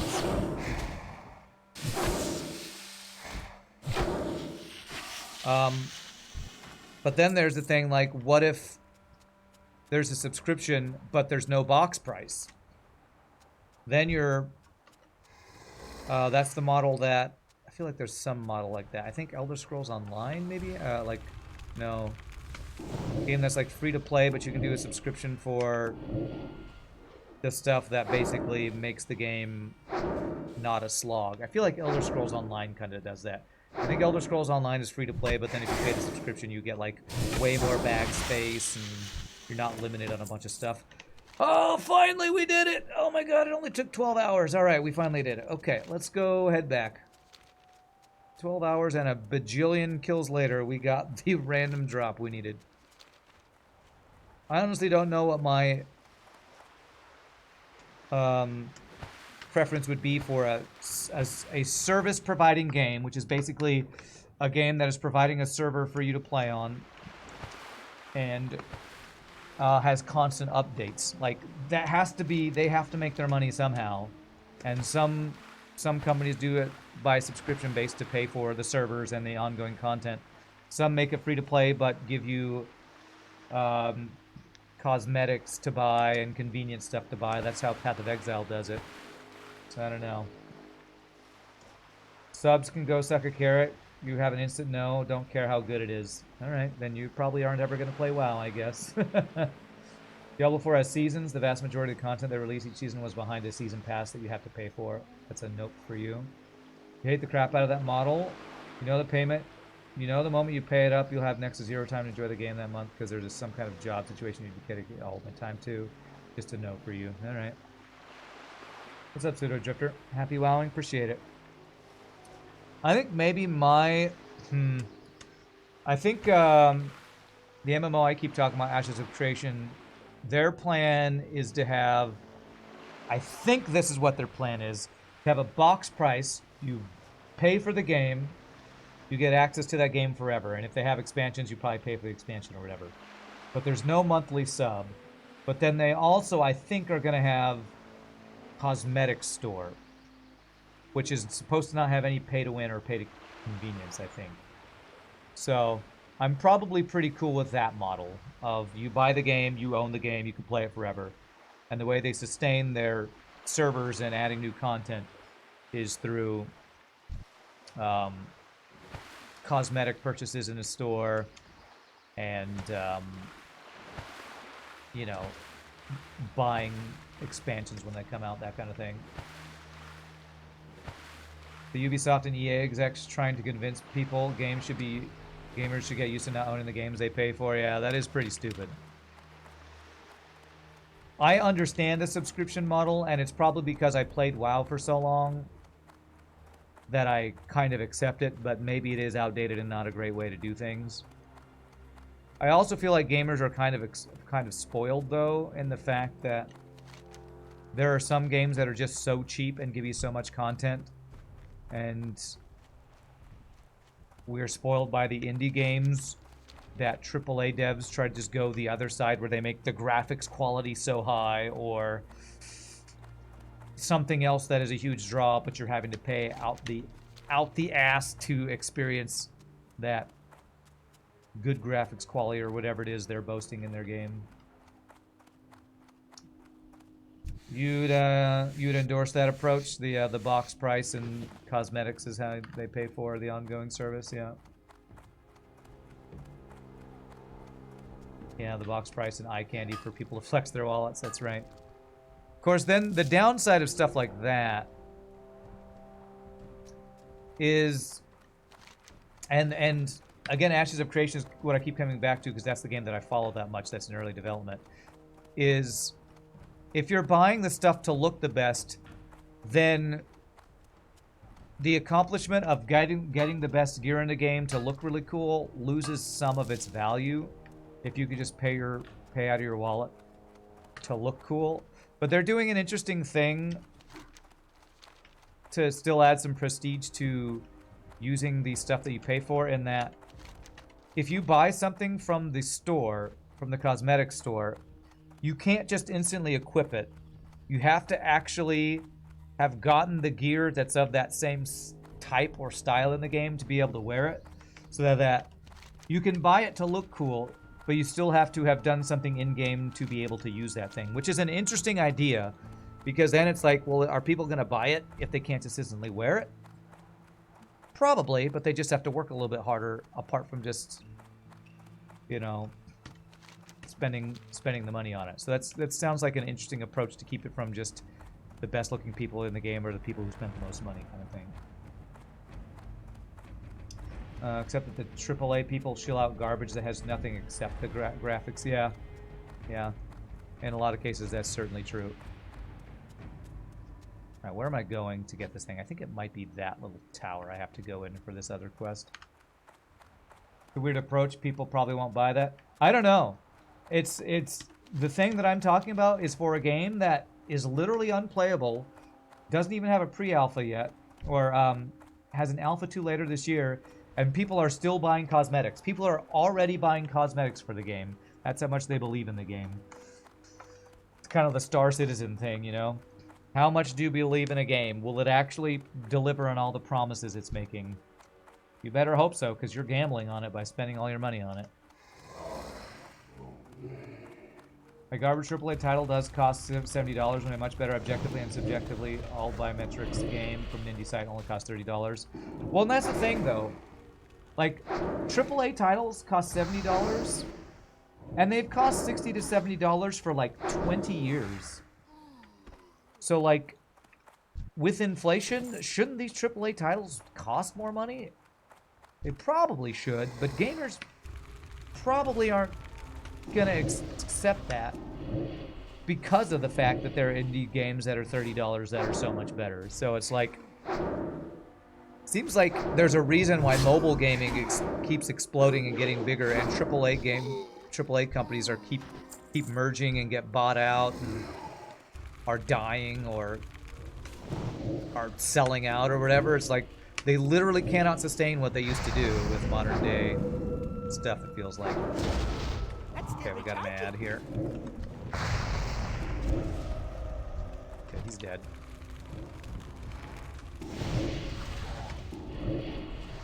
By the way, you're not sure if anyone feels the way except for you, except that most music present in AAA feels samey compared to games like FTL where you actually have soundtracks that are characteristically memorable. That feels like an overgeneralization to me, because there are lots of AAA titles that have amazing music.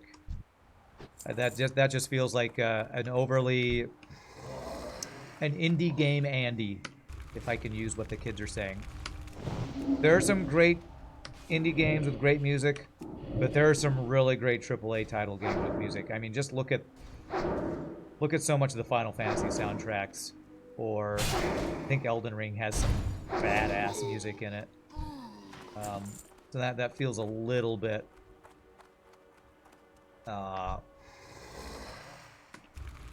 a little bit of an overgeneralization to me. You don't even think AAA titles should cost what they do for their entertainment value? True.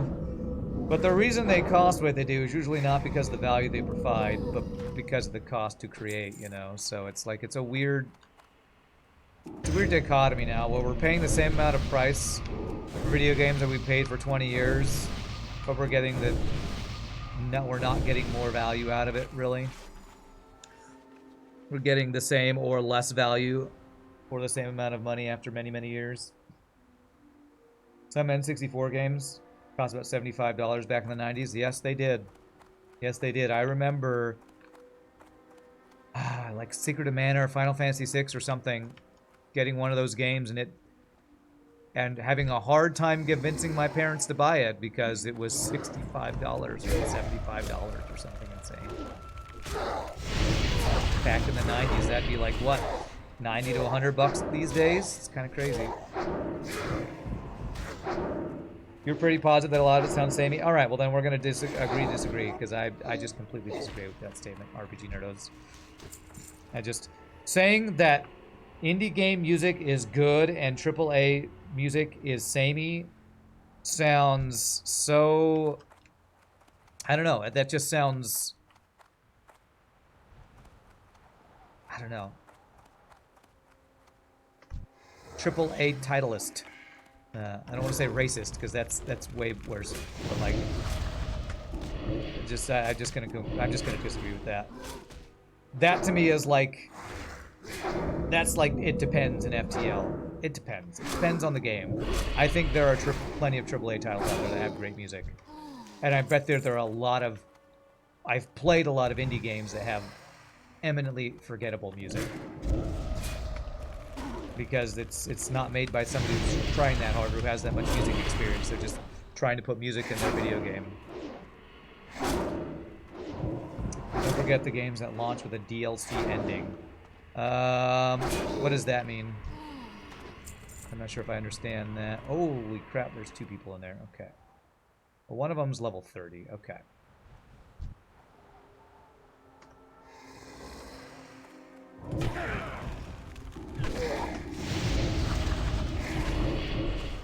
I can't pass that yet.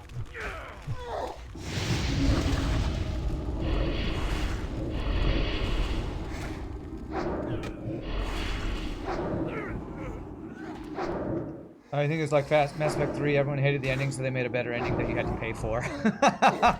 Way to go. Way to go, Mass Effect. God, that's ridiculous. That is goofy. It's like saying there's no good music anymore. Maybe listen to more than top 40 FM radio. Yeah, that's kind of what I feel like if you want to say something like AAA music is the same, but indie game music is better. It just, that feels like just too generalized and oversimplification.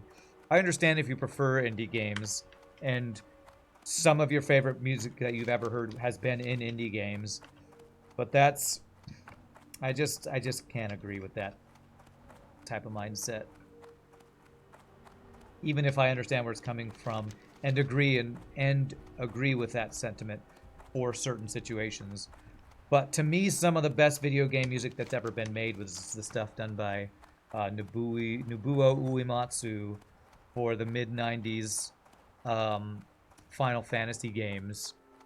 It's just, that's, to me, is some of the best video game music ever written. I mean, and those are AAA titles from the 90s, and the first video game track to ever win a Grammy was from, what was it, Civ 5 for, what was that track called? I forget what it's called. I mean, that was Civilization, a AAA title game. Can you really say that's samey? It was like groundbreaking when it came out. Yes, Elden Ring is definitely considered AAA in my opinion. I think it is. Here's a very interesting video about the pricing of video games industry in general. Well worth the watch.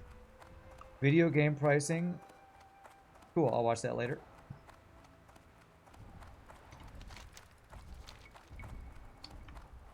You know, and I was just coming up with examples of, you know, AAA titles that do have good video game music. If I try to think of indie games with bad music, I mean, there just are so many indie games. I can kind of think of basically any indie game I haven't played on stream and remember how kind of forgetful the game music was. But then you think of things like FTL and Hollow Knight, which just has some ridiculously amazing music. So, you know, there's going to be standouts in both genres, you know. So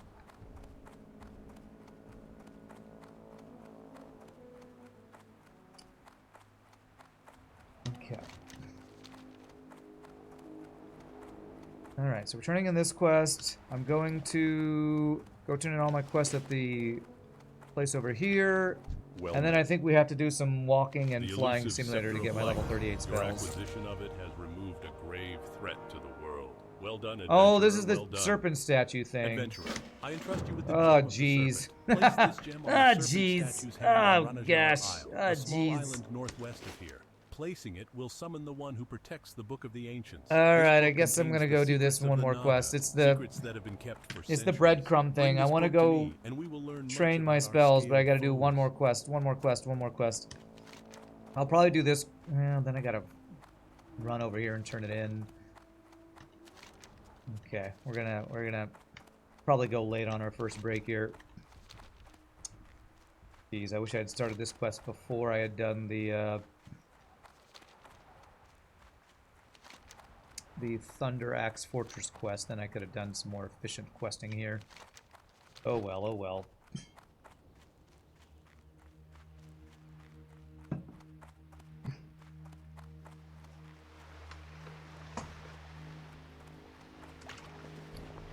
Okay.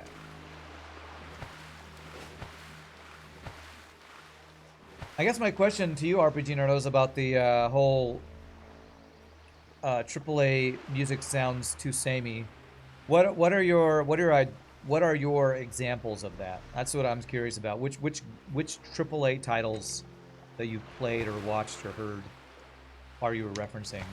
So I'm wondering if it's like a specific type of, maybe a certain genre, or if it's like the AAA Star Wars games, because they all have Star Wars music, so they all sound the same. Final Fantasy music is so classic. Zelda music is as well for you. Yeah, I didn't even mention Zelda music. Some of that good old Zelda music from the back in the day. I always felt Zelda music was a little simplistic, and this is gonna sound mean, but I don't mean it in a mean way, but like a little more childish compared to Final Fantasy, and that might be just because it's more a more whimsical world.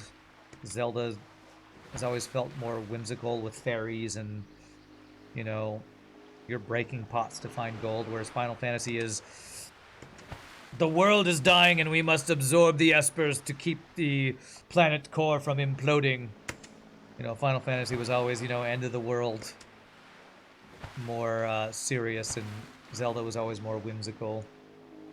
That was the feeling I got anyway. You'd agree with that? Yeah. And like thinking of the Zelda music, you know, like I think of what's it, Ocarina of Time? Do da dee, do da dee, dee dee dee dee dee dee dee dee dee dee dee.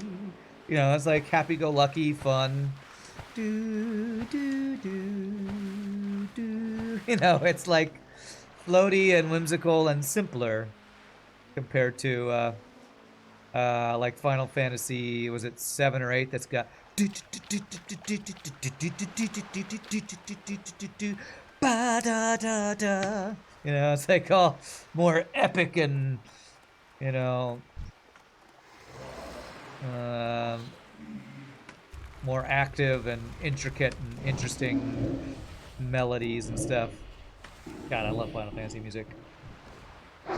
You love the music in Chrono Trigger.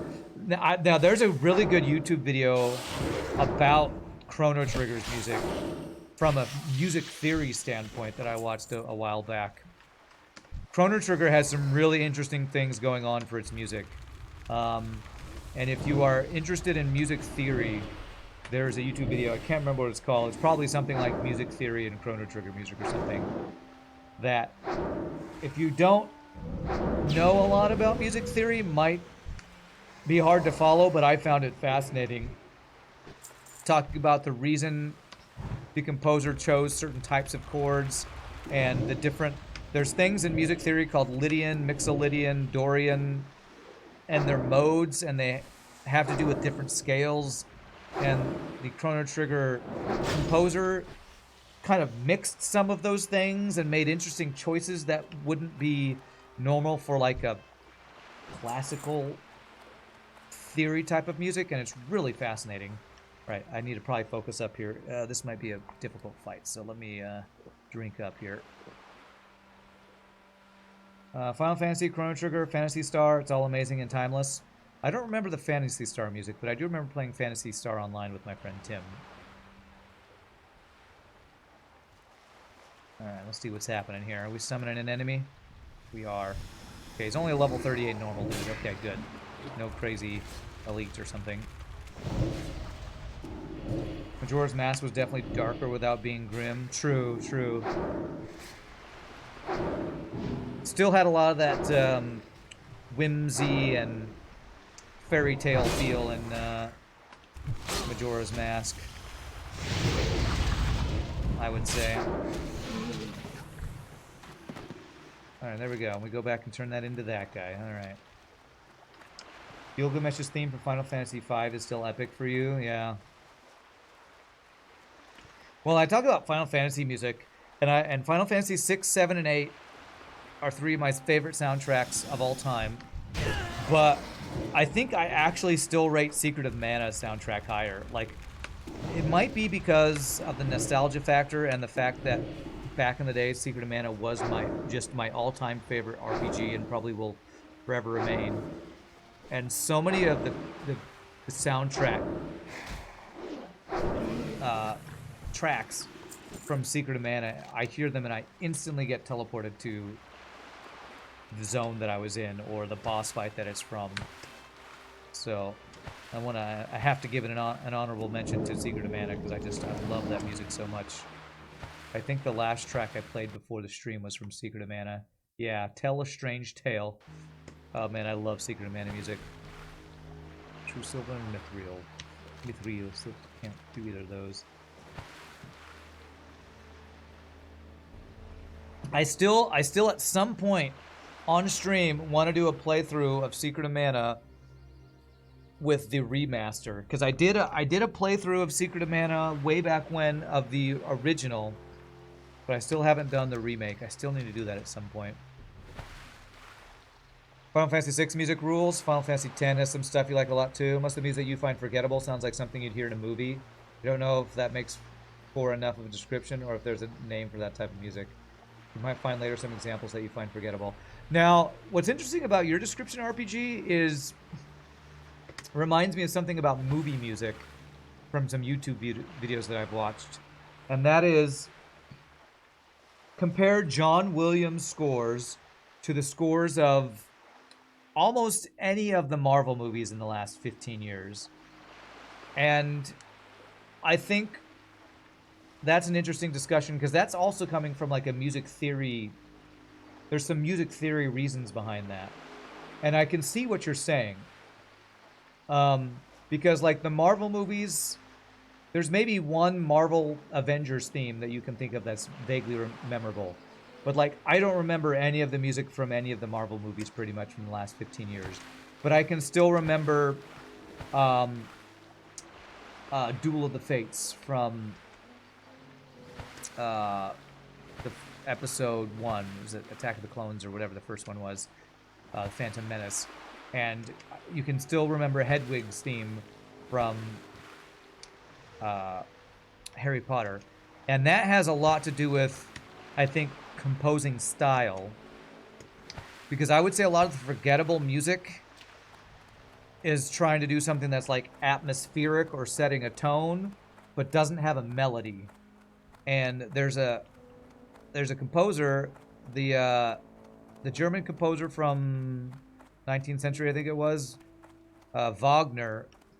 kind of popularized the style of Wagnerian music is basically each character has a theme or a an important idea towards the story, like the ring in Lord of the Rings has a theme.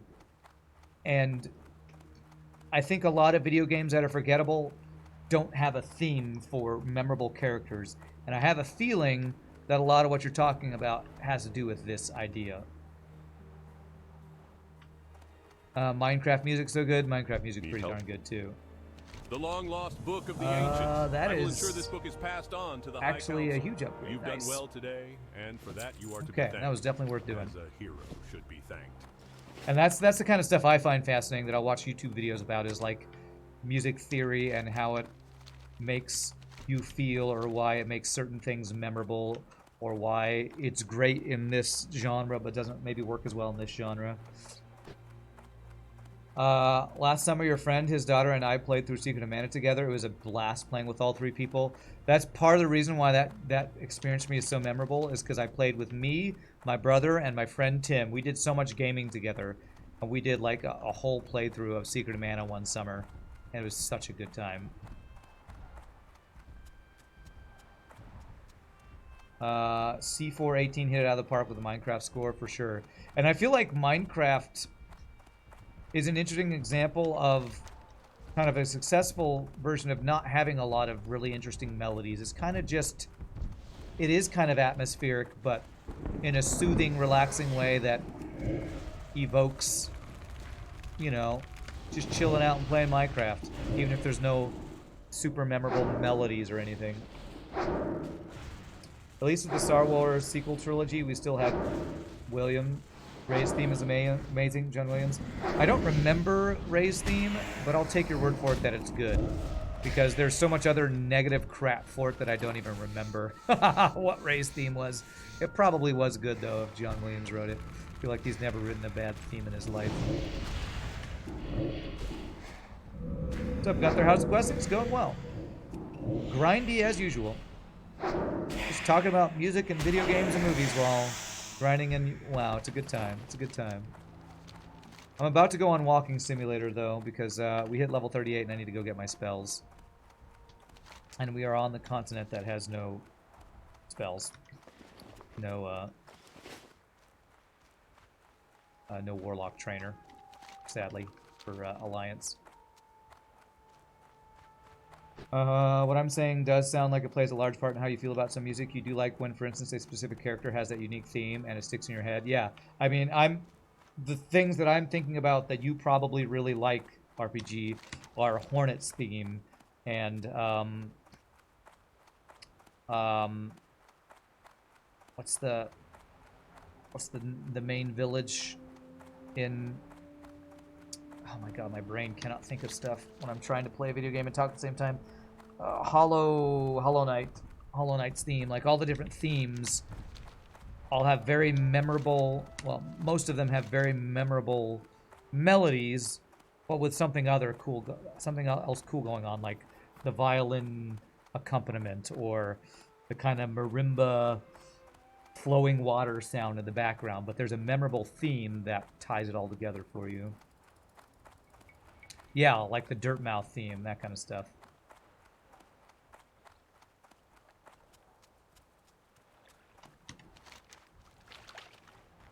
And I'm kind of the same way. Like, to me, the most memorable and like emotion evoking music are the themes and melodies and pieces of music that remind me of, or makes me relive or experience in my brain something that I found really meaningful. Like Aerith's theme in Final Fantasy VII is probably one of the perfect examples for this. Spoiler alert for Final Fantasy VII from 20 years ago. I'm gonna let you all know. Aerith dies. She's killed by Sephiroth, backstabbed, and she's this, you know, innocent flower girl who just represents everything innocent and happy in the world. And then when Sephiroth's sword goes through her heart and she's dying, and there's this bum bum bum bum bum bum. This like poignant, heart-wrenching, like, oh my god, I can't believe what just happened. And there's this poignant, I mean, it still almost brings tears to my eyes. That's some of the most memorable, best type of music. The music that evokes those emotions, reminds you of turning point moments in a movie or a game or a story, you know? Like, does nobody remember that moment? I feel like I'm reliving this moment, and nobody in chat is... Surely somebody remembers Aerith's theme from Final Fantasy VII. Like, one of the most memorable...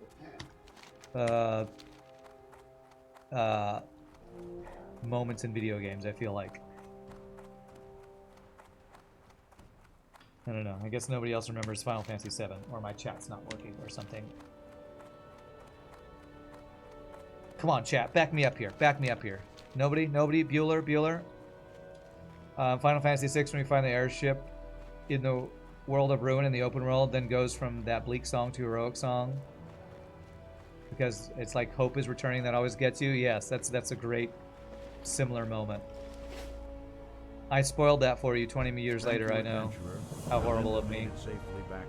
A guy who's never played any Final Fantasy game or had any intention of ever playing them is now ruined for. The fact that she arrived here under Rough. her own power It's a rough life. was a good sign. First world gamer I hope problem. You're well. It pains me to know that both I don't Tyrannus know and what's going to Alinda sell for the didn't most here. return. But the embarrassment of Tyrannus's Guess I'll decisions get the cloak maybe, is or maybe the hers to leather belt. endure. It is something Leather she belt. will have to deal Oh, with 6, when she 7 returns strength, to 5 stamina, leather belt. Darnassus. Level 18. Man, I might be hitting... No, I'm only halfway through. 38. It's like I might hit 39 before I go get my spells. No, we're not going to do that. You ever played Final Fantasy VII? You know what I'm talking about when it comes to the moment being captured by the music? Yeah. What's on your mind? Be good. This is great adventurer. All right. Oh, bring it to Ironforge. Perfect. I got to go there to Naga always causing trouble. learn my spells anyway. So for once, the walking simulator to get halfway across the world is going to be useful. Can at least go do that and get my quest turn in. All right, so I don't have any more turn-ins here. He's going to be so pleased with you. I don't have any. I have that turn in there. I'm going to do this after I go to Ironforge and train. So it's going to be walking simulator, but before walking simulator, I'm actually going to take my break right on time. But he's very generous nonetheless. We're going to fly over to Theramore Isle before I take the boat over to Ironforge. Boat over to wherever. We're going to have to do a walking simulator. My friends, I'm going to set up, start to use restroom. Y'all feel free to grab a drink, grab a snack. GG cookie time. We're alive. We hit level 38. We'll go get our spells when we come back. Walking simulator to actually train. See y'all, Rock. See you in just a bit, my friends. Alone.